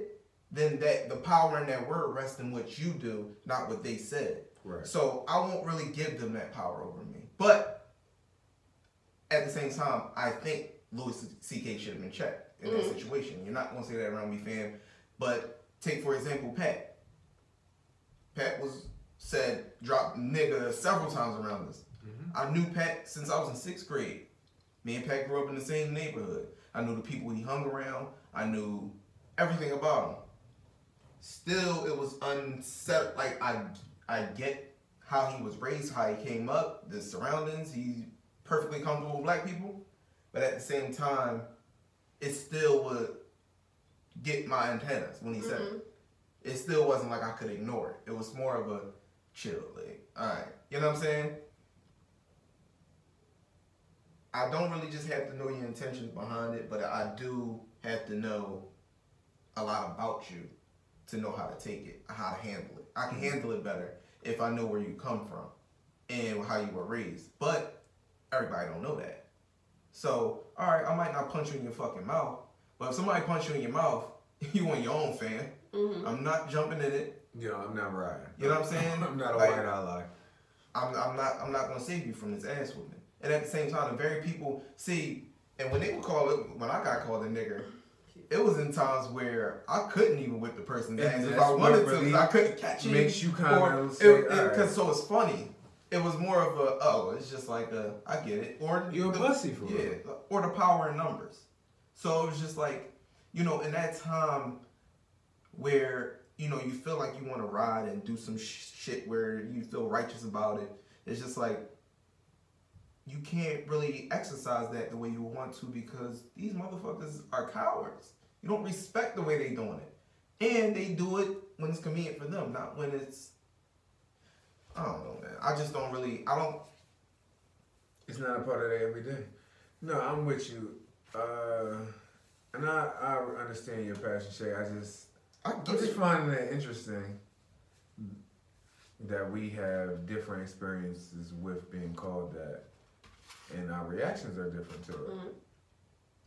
It's actually pretty bizarre to me, honestly. What? Our reactions, like our different reactions. I think that if you... It makes sense, but I just think it's bizarre that this is like the way that the mind functions. How much am I going to let it affect me? I get it. I'm telling you, I fully understand. It makes perfect sense. I just think it's bizarre. No, what I'm saying is, you called the nigger a few times. And do what you feel you would do. I like to see it, like, my thing being, you know, yeah, when you actually go through the situation, we always got it in our head, like, fuck that, like, but it was just like, for me, when I first got called a nigger, I was a kid. So it was fast forward past the kid. Fast forward to when you were a young adult and you could do something about it. So when I was an adult and I could do something about it, I still couldn't do nothing about it. They wouldn't call me a nigger in a situation where I could get my hands on somebody. Like, first time I got called a nigger as an adult was when the nigga hit us with the drive-by nigger. White dude driving by. That was my first experience too. Like, my first experience since I was a kid, but it was just like, oh, okay. And then... I don't think I ever got called a nigger as a kid. I think that might have been my first real experience. I got called a nigger like 4 or 5 times at IUP. When we fucked the niggas up on Philly Street, outside Wolfie's, the white dude called us a nigger, but we got them. I don't know if they called Vernon them niggers, or y'all just fucked them up. That was them different. Our college experience was really like higher learning. So we carried out some, so I don't think that shit didn't get handled. That's what I'm saying, Shay. So we put niggas, I think we put a couple of them in the hospital. All facts. So, go ahead, my bad. I've told you about the spitting in the girl's face. That all stems from her calling me a nigga. And she got her ass beat after that. It's always been that I've done something about it. But after a while, I was like, I'm an adult now. There's consequences to these choices. Not even that. That's how I think about shit. I don't think that I'm responding that way, though. I don't think that my response would be physical. Here's what you're going to find when you get called a nigger. The person who calls you that, you're going to want to fight. Because there is no debate. You be trying to talk back and they're just stupid. It's usually a stupid person. Right. And it's just like, yo, we either want to fight or like I can't get through to you. Like, and then you have that person calling you a nigger, but then you got the person that think they're in with you. And they feel like one of you niggas. This wasn't you. That's what I'm saying. Like, sure. And then it's just like, yeah, I could whip your ass. Like, in the situation, I could whip your ass, but it's just like, I get it. Like, I know you're not calling me but I just have to correct you so that you don't feel it's okay to use that word. Yeah, I'm with you. It's just like, it's 2 different approaches to that. I think there's definitely, I'm with you.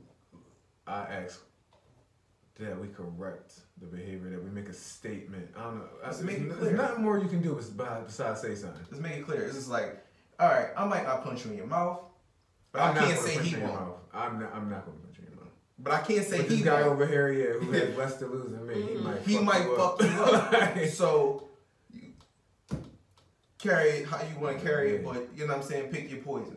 So, and that's how I think about it. Like, you're not going to just feel like you can freely say it and then there won't be anything behind it. Yeah, Chris Rock corny and shit. My take on that video. I was surprised that he didn't see it. Like, I was surprised that he didn't address it. Yeah. Because I get why he called him a nigger. He said, so you're calling me a nigger. I'm like, oh. The first time I watched it, I'm like, this floodgate. Where's this going? We're going to open this floodgate. Alright. Enough on nigger shit. But back to niggas. Yo, that other video I sent y'all with the chicks on stage talking about, or on that talk show talking about how the nice guys are the ones and they get treated better by hood dudes. So can we address it's that? It's a conversation with 3 women, and the topic is like why they're not with good men, can't get a good man, or some shit like this, and it is that the good men don't appreciate and value the black woman. So they gotta get the hood nigga who's gonna value her and treat her right and take her places, as she said. It sounded a little backwards to me, but I feel like it's just a lot of generalizations, and also I think many of these people that make these generalizations, I'm pronouncing the shit out that word. Going. Don't say it. I know, I'm fucked up. But people that are doing this, oftentimes people don't realize that sometimes you're in a pocket, you're in this space, and you're kind of, this is all you've ever known because it's all you've ever been around. You haven't stepped outside of this moment to see something different. So you've made this idea of the entire world based on the pocket that you've existed in all this time. And I feel like that's probably what these women did. They haven't ventured to see anything different. They live in East Harlem or wherever the fuck they live, and that's just all they know, and that's all they see. So they think that what's happening there is happening everywhere else to all other black women, and that's not the case. Because a part of what she said was that the good men then leave and get with other races, and they put them on a pedestal. They hold them up. That's why I like what you had said about how the thug dudes feel like they have to look up to the black woman, and then the good guys feel like they have to look up or live up to or meet the expectations of these other races. They have to get to our level, so they're gonna go above. So they're I feel like they're essentially doing the same thing. But it all actually stems from an insecurity in both situations. And it'll make the black woman feel better because she has this thug, whatever that means. I feel like we need to quantify the hood nigga. Like, what does that really mean? What are we really saying? Like, the niggas that grew up in the hood, are they hood niggas? No, I think to be a hood nigga, you gotta be selling drugs. No, we hood niggas. No, I don't know. Are we? We grew up in the hood. I'm with some hood shit. But that's what I'm saying. But I don't like, what's a hood also nigga? a good guy, so I don't think. Exactly. That's the thing. All right, so I think it gotta be. I look at it like this: anybody that grew up in a rough neighborhood, to me, is a hood nigga. If you're dealing with a thug, it's different. I get that, but dealing with a criminal is just different. But I feel like it's also very subjective too, because I would not call y'all hood niggas. I would if I had to put y'all in a because hood there's nigga a stereotype or good that man, come with it. Then y'all would be good men. Right, but you know where we come from now. I know y'all actually. So we're that holy grail pocket where y'all hood niggas, but y'all educated and good men. It's this trifecta vibe going on. I appreciate that. It's a thing. Women love it. Black women live for that shit. Like, it's a vibe. So Shay just crowned us. You know what I'm saying? What we gonna put on our new bio now? What was that again? Well diverse trifecta man. You know what I mean? Hood, but educated at the same time. You know, elevation. You know, ain't nothing like a black woman elevating you, man. But no, but in all seriousness, I get it. There is a difference. I feel like this. It's been it's a process for us to kind of transition because the whole street persona thing has been glorified in our community for a long time. And I feel like it's a dangerous thing to put in the minds of women, especially our young women, that a guy that participates in criminal activity is going to treat you better than a guy that doesn't. Because he's giving you more. Because and this is on a... Because that's where, and you will put me on that. I watched it again, and it was about what they were willing to give and do for her. Absolutely. And that was what she was calling, putting her on a pedestal type of situation. Taking her on adventures. Yeah, taking her on adventures. I'm like, oh yeah, I have a daughter. I will never allow my daughter to feel like a man loves her because he buys her. And so that's why we put in effort and time and not just purchasing things, but creating situations where she will experience these things again and she will not be easily impressed. Right. So with that in mind, and plus not to mention, like, in our community, black men that are criminals are heralded a little bit. Kind of like, you know, the Robin Hood type of thing. And I get it. There's an allure behind, like, my whole life, there seemed to be something cool about being, you know, a street guy. You know what I mean? And they're having that edge about you. So in certain ways, you know, I would try to mirror that a little bit to gain some of that attention and that energy from the chicks. You know what I mean? We would all do it a little bit because that's what we saw growing up. And that's what was working. It's dangerous though. And the good girls like the bad guys, basically. And then it's like, you look at other communities, and it was like, you know, their criminals were outcasts. Like, if you were a criminal in certain communities, you were weird. You were the person that nobody really wanted to be associated with. So why is it that we treat you like you Robin Hood? We're embracing our criminals versus, and not saying that we throw our loved ones in the trash that are participating in criminal activity, not saying that. But overall, I just want us to not celebrate it no more. Because I feel like that is what has taken a toll on our community the most. It's just that's the divide between black men and black women right now. The fact that we can't be present in our children's lives because these same guys that grew up to be criminals are now trying to change their life around and trying to figure it the fuck out. And I have so many homies that's coming home that's, you know, trying to make that transition, trying to get out the streets, trying to do all this different shit. And now this is... But they're used to that quick turnaround. That fast money. They're used to that attention. They're used to the... You know what I mean? And it's just like, it's so hard for them. And, you know, it's cool to ball out for 2 or 3 years in your 20s or in your teens. And that shit cool. You won't have them stories for the rest of your life.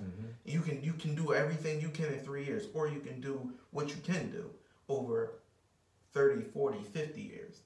And these kids don't get that. And I just hate that we celebrate that shit so much. I mean, I didn't get it. That was the allure for me. I liked how quick things seemed to move. I liked the respect. And I was just like, yo, I had a job basically since I was 8, man. I've been working, hustling all this time. And I'm like, yo, they making so much more money than me. Why shouldn't I sell this? Why shouldn't I sell that? So I did it. Fuck it. And I understood it. But then I also understood the risk that came with it. And when you see people around you getting locked up, you're like, man, listen here. You know you either smart enough to know you next and get out of it, or you just not smart. Or you just like, fuck it. I put the power on not putting it on women, but I put the power on our men. I think I put the power on women. Men gonna do what women are attracted to. That's the thing. Right. But it's also the message and the image that us as men are setting. Like, I went into the school, this would have been like 2 weeks ago. This one young boy, I had a little quick talk to. I might have told y'all. He was having a moment. You are a teacher, you're in the schools now, you understand. Fuck this bitch. Fuck you, pussy. Talking to kids. Mind you, he was so fucking small. This kid, man, maybe this tall. What's it, 6 inches off this table. Another kid, I don't know if he's just short and young, but the other kid was like at least a foot taller than him. You fucking pussy, I'll fuck you up. I'm like, what did I just walk? I came here to get some school records. You know what I'm saying? Like, what's going on in here? Young boy was fucking snapping. I tried to talk to him. I love how kid on Friday told me I'm scary, so it must be that I'm scary. They give me this instant respect. But as soon as he stopped talking to me, he did a chick. Bitch, you better get out of my way. I'm like, what the what? I'm not his counselor. I ain't got enough time to ask him what he's so angry about. I've got my own job I'm dealing with right now. I'm like, God damn, yeah, he was pissed off. I'm like, yo, young blood. It made me want to be a guidance counselor again. Right. I'm like, yo, you need to seize. And it was, but I will say, not, well, I don't know how long, but while I was in there, a black man working in that school came around. He had a bunch of kids following him. And every time I go into a school, I see a bunch of kids following some black man. And I don't know what his role was. But I'm like, so he got it. But what school was it? It was, I'll remember later. It's, is it in the West? It's in West. It's near Girard. You know where Will Smith's portrait is? It's that school across the street from there. Oh, right there on like Lancaster and Girard. Yeah, it's Lancaster and Girard. But I can't. A lot of these kids are very angry. We learn later to deal with our emotions. And I knew he was angry, but I don't know. He knew he was angry. Yeah. And then it seemed like anybody was talking to him. He probably didn't. He probably really was unaware of the fact that he was angry, and it might not have even been anger. It could have. That's probably all he knew how to express. It could have been something entirely different. I remember it was a student when I was student teaching.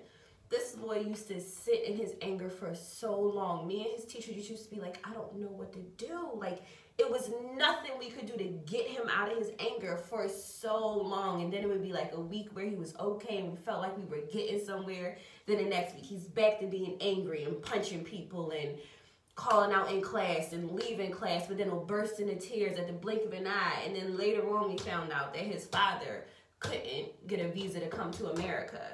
So all of the anger was stemming from not being, all the emotion rather, but all he knew was anger was stemming from him not being able to be with his dad. And it all made sense. But for the entire 3 months that I was there, it was constantly just like, what can we do? It was to the point that the disciplinarian at the school was like, I've never seen a kid this angry. He was just so angry and he sat in it for so long. Kids can be upset and then they bounce back and it's just like, okay, but he would just, all day, all like from when he got there to when he left, and then we would try to talk to him, and it'd be like maybe 5 minutes of him being compliant. He would be angry, getting his work done, getting good grades, but just in this angry place constantly. And oftentimes teachers honestly don't have time. Exactly. They don't have time to dissect it, to figure out what's going on. So it's just go to disciplinarian, go to our sister class, or you need take 10 minutes or take however long. You have to spend a day there kind of thing. So they don't even get what they need because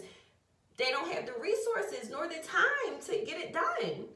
It's terrible. Yeah. That's why I challenge my son all the time about, it's like, all right, what are you mad about? You know, recognize it, deal with it, and let's get through it. Yeah, but I just had a similar conversation with my kids about how your emotions travel. Like, giving these crazy ass examples, but like, you know, you got angry about this over here, and this was just this thing that happened here at school. Yeah, you got to see how that anger traveled throughout the day, and now you're home and you're displaying this anger this way, and you're not realizing it's actually stemming from this place. And so I'm building to that conversation, and I asked him, like, what do you identify their anger and to address it in the moment, type of thing. Yeah, because I asked him, like, yo, what is your anger going to change? Like, I can tell you to do something, you can get mad about it, but it's not going to change the fact that you're going to do what the fuck I told you to do. Right. Like, your anger is not changing the waves of the world. The world is still moving. Everything is happening regardless of whether you're moving or not. So what you have to do is deal with your shit so we can get past it and move on. Like, I just don't be wanting to sit there and wallow in that shit and sitting there, you know, just mad. It's just like, dog, nobody are mad. Figure it out, get to the bottom of it, and let's move the fuck on. You know what I mean? And I mean, we got to give them the tools to, identify? Because how long did it take for us to start really?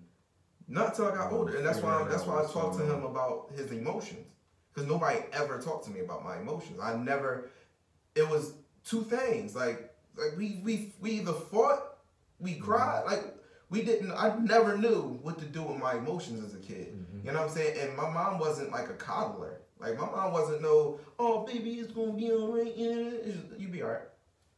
You be cool. You know what I'm saying? She wasn't lying. I was cool after a while, but it was still like... You didn't learn how to process. I never learned how to deal with my emotions. I did not learn how to deal with my emotions until I started dealing with women a little bit more and trying to get to understand them a little bit more. I had to get in touch with my emotional side, and I really don't. I can shut that shit off. Like, I can literally... I'll be emotional for a minute, and then it's just like, I don't like feeling this way no more. I'm done. So you can feel that way all you want to, but I don't give a fuck. You know what I'm saying? That adult lesson, I'm trying to get my son out of, because he's not like, now he's not like us. Like, he don't live in an environment where he got to fight for everything, where he got to, you know what I'm saying? And it was just like,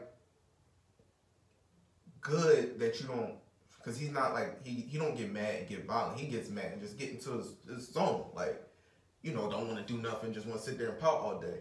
You know what I'm saying? And I tell him, like, listen, you know, don't sit around me pouting. If you need some time, we'll take 10 minutes. Go up in the room, go get yourself together. Come back downstairs, and we get back to it, or whatever. But we not going to do that. You know what I'm saying? And whatever that situation is, then I start asking, yo, what you mad about? Talk to me about it. All right, what can we do to fix it? We can't do nothing to fix it. Is it out of your control? Is it in your control? It's not in your control? All right, you got to get past it then. So it's just like trying to teach him to process it the best way I can, because I never had somebody talk to me about, yo, process this emotion. When I felt things, it was just a lash out. You know what I'm saying? It was just like and that's why boys could fight and we could be friends. Because it was just like, yo, it was really a moment. It was really a moment where we just didn't understand how to verbalize how we fucking felt. So we just would fucking fight. And I didn't stop fighting. I stopped fighting after niggas started shooting. When niggas started getting shot, I was like, I don't want to get shot. Like, don't get me wrong, I had a few fights after that, but when I saw niggas start dropping, it was just like, no, like, we ain't doing that. Because then I got to fully participate in that. But it's just like, you know, that is all us not being able to process our emotions. Yeah. Yeah. Everybody needs somebody to talk to, and everybody needs somebody to help them learn how to work through things. That's a fact. And it's good that you're starting early with the boy. We got to talk to him. And we got to be more proactive in doing it with the boys. I think it comes naturally with the girls. Yeah. You know, I'm not saying they are able to process. I'm saying we are more willing to process our emotion with I can count on my daughter than with the boy. I can't count. Like, I don't think I ever necessarily had, like, my parents help me process my emotions. Not even my mom, because my mom was very much, like, literally at points would say to me, I don't understand you.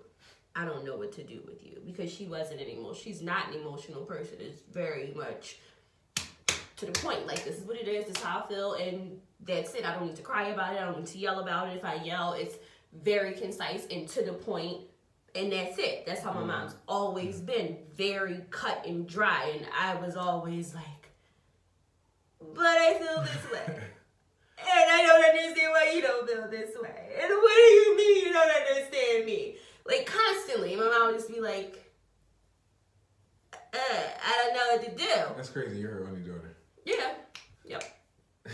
And my dad would just be like, oh, she probably good with the boys. Baby, come here. Just lay your head on my chest. But I never had anybody, like, help me figure it out. But I had so many emotions I would have exploded if I didn't learn how to figure it out. But I had to go about that journey on my own. Just like, all right, Shay, you gotta fucking figure this shit out, because you can't just go through life as this puddle of tears all the goddamn time. But it took a long time because I didn't have anybody guiding me through it. Mm-hmm. But I got there. But I also wanted to get there. I knew that it was something I had to do. For me, I'm different. That's why I said it, because having a daughter first, it very much made me say, all right, this is exactly what I feel like I need to do. I need to make sure she's ready to deal with her emotions as an adult. And that was just like, so I need to teach her to talk through her shit now. So from like 2, 3, 4, you gotta tell me exactly what you're going through. And even to this point, she's not even great at it. But it's like, she knows to start going through like a talk through with herself. And I think it helps. And for me, that's what it is. I don't want to have my daughter be in her 20s and her emotions are limiting her or holding her back or wasting her time. That's a big thing for me. Because honestly, the boy, my oldest boy, he is probably the most emotional person in our house. Very outwardly emotional, very like expressive with it. It's clear when he's in a moment. And I think because he's coming from a situation where he has two dads. So he gets two messages. He got one person telling him, be a man, and he's got me like, you can cry, but you can't just be crying. You can do this, but you gotta actually do that. Like, so he has these competing narratives. I think I'm a parent. I worry about all my kids. Like, I know how my emotions have stunted me, have gotten in my way. Like, Ray said he stopped fighting after they started shooting. I was still fighting. We in the gym. What's his face had a gun. It's been multiple times where somebody's pulled out a gun on me. At least 3 that immediately come to my mind. And that's my emotions having caused me to want to be overly protective of somebody versus nobody actually physically did anything to my people. See, right, and that was my emotion. My emotion said, yo, we gotta down this nigga. Yeah, like my emotions there has to is be a trigger. So my emotions would often lead me straight to violence. That's what I'm saying. Or action. How I be if feeling. Action is gonna be violence, then that's what it's gonna be. If my feelings were things, if I let my feelings manifest, I would not be here. That's exactly what it is. I know that's what it is. It's beyond, like, I'm glad you mentioned that. My emotions was, we gotta down this nigga. If I would have said that to you though, I wouldn't have helped you. You know what I'm saying? Because you've been feeding the fire. You would have been right with, let's go.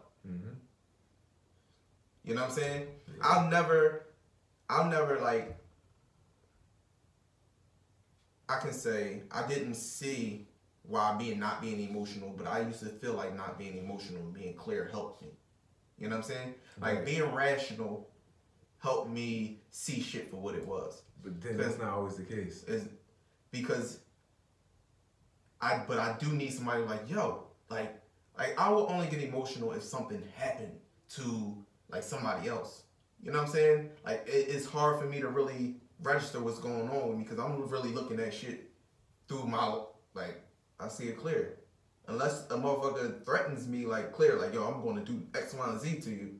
For me, it just be like, you can talk, you can be mad, but this is just what it is. I'm not going to waver or change because you feel this way. Like, I don't really, and that was me not respecting people's feelings. Yeah, so we gotta make sure we talk to our kids and help them learn how to process early. Yeah, respecting people. I think it'll help us. Because we got a rash of black girls killing themselves. That's a fact. Moreover, kids, period, killing themselves and killing each other. I think another lesson is that you tell them it's okay to have those emotions. Like, it's okay to cry. It's okay to cry. Like, it's okay to cry. Like, the thing is, you just gotta, you can't just be crying forever. For everything. For everything and for a long period of time. It really bothers me, yo. Like, you crying again? I don't even cry. It don't bother me. It bothers an attitude. Like, I have a daughter. She's 9. She gives me so much attitude, and it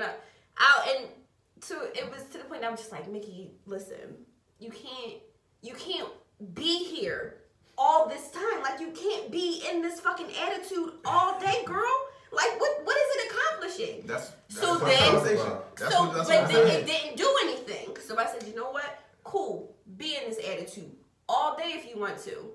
And then at the end of the day, a day that I might have had something planned that I didn't go through with because you were in this attitude, at the end of the day, I have a discussion. I say, baby, this is what I had planned today. But you were here all day, and I couldn't do it. I couldn't bear being in a space with you because you were in this space. So you missed out on this because you had an attitude over the fact that I didn't get you a fucking breakfast sandwich from Wawa that morning. And you kept it all day? Do you understand how ridiculous that is? But that's good. What I do. But then, like I said, I'm also a pussy because then sometimes I can't. Nah, man. No, what I'm saying is when those attitudes reveal, I feel like that's an opportunity that's the perfect opportunity to teach you about your attitude. Listen, fam, the world don't stop. With that said, go to your room. I'm about to have me a good motherfucking day. No, that's what I'm saying. I do shit like that. But then, like, Shay just said she wasted in the day. I definitely try to do that. But then I'm like, you guys, you're fucking up this. I wanted to take us here. You're fucking it up. You know, I and then how quickly you switch that pictures like, oh, okay, something. I do that to my children. I do that to my girl. I do that to anybody. Like, if you got an attitude and you're in a pissy mood, it's just like, all right, you stand over here. I'm going to move on and continue to enjoy my fucking life. But it's just like, you need to be by yourself. The world is not going to stop depending on how the fuck you feel. Nobody gives a fuck that much how you feel. We can go to therapy about talking about our feelings and all we want to, but sometimes people feel like their feelings it is more important to you than the rest of the world. Club? No, I shouldn't. You never watch Fight Club. I never saw Fight Club. I was going to say, like, don't let me be the only person at this table to watch fucking Fight Club. You ain't never watched Fight Club? I thought we had a conversation about the snowflake joint. That's what I'm about to say. That was one of my favorite pieces, the snowflake. You weren't in that? I was there, but You're not a snowflake. You're not unique and special. Brad Pitt gives a hell of a speech. But that's how I feel. That's why I had said that speech to my children. I had it memorized at one point. I'm not. I had those adult conversations. I had to have this real ass conversation with Mickey one day because she had been giving me so much attitude and it was nonstop. And I had to tell her one day, I said, baby, listen, I care about your feelings because I'm your mother, but I need you to understand that I don't have to. That's not a part of the job. I don't do this because I don't have to care. I am because I'm mommy. But trust, if I woke up tomorrow and said, I don't want to care about her feelings, I wouldn't have to do it. It could be a thing. I think you need to take that in consideration. What do you do to anybody that gives you attitude, though? Because you got to do this shit with everybody. What do? You honor it. You say, oh, did I offend you? I apologize.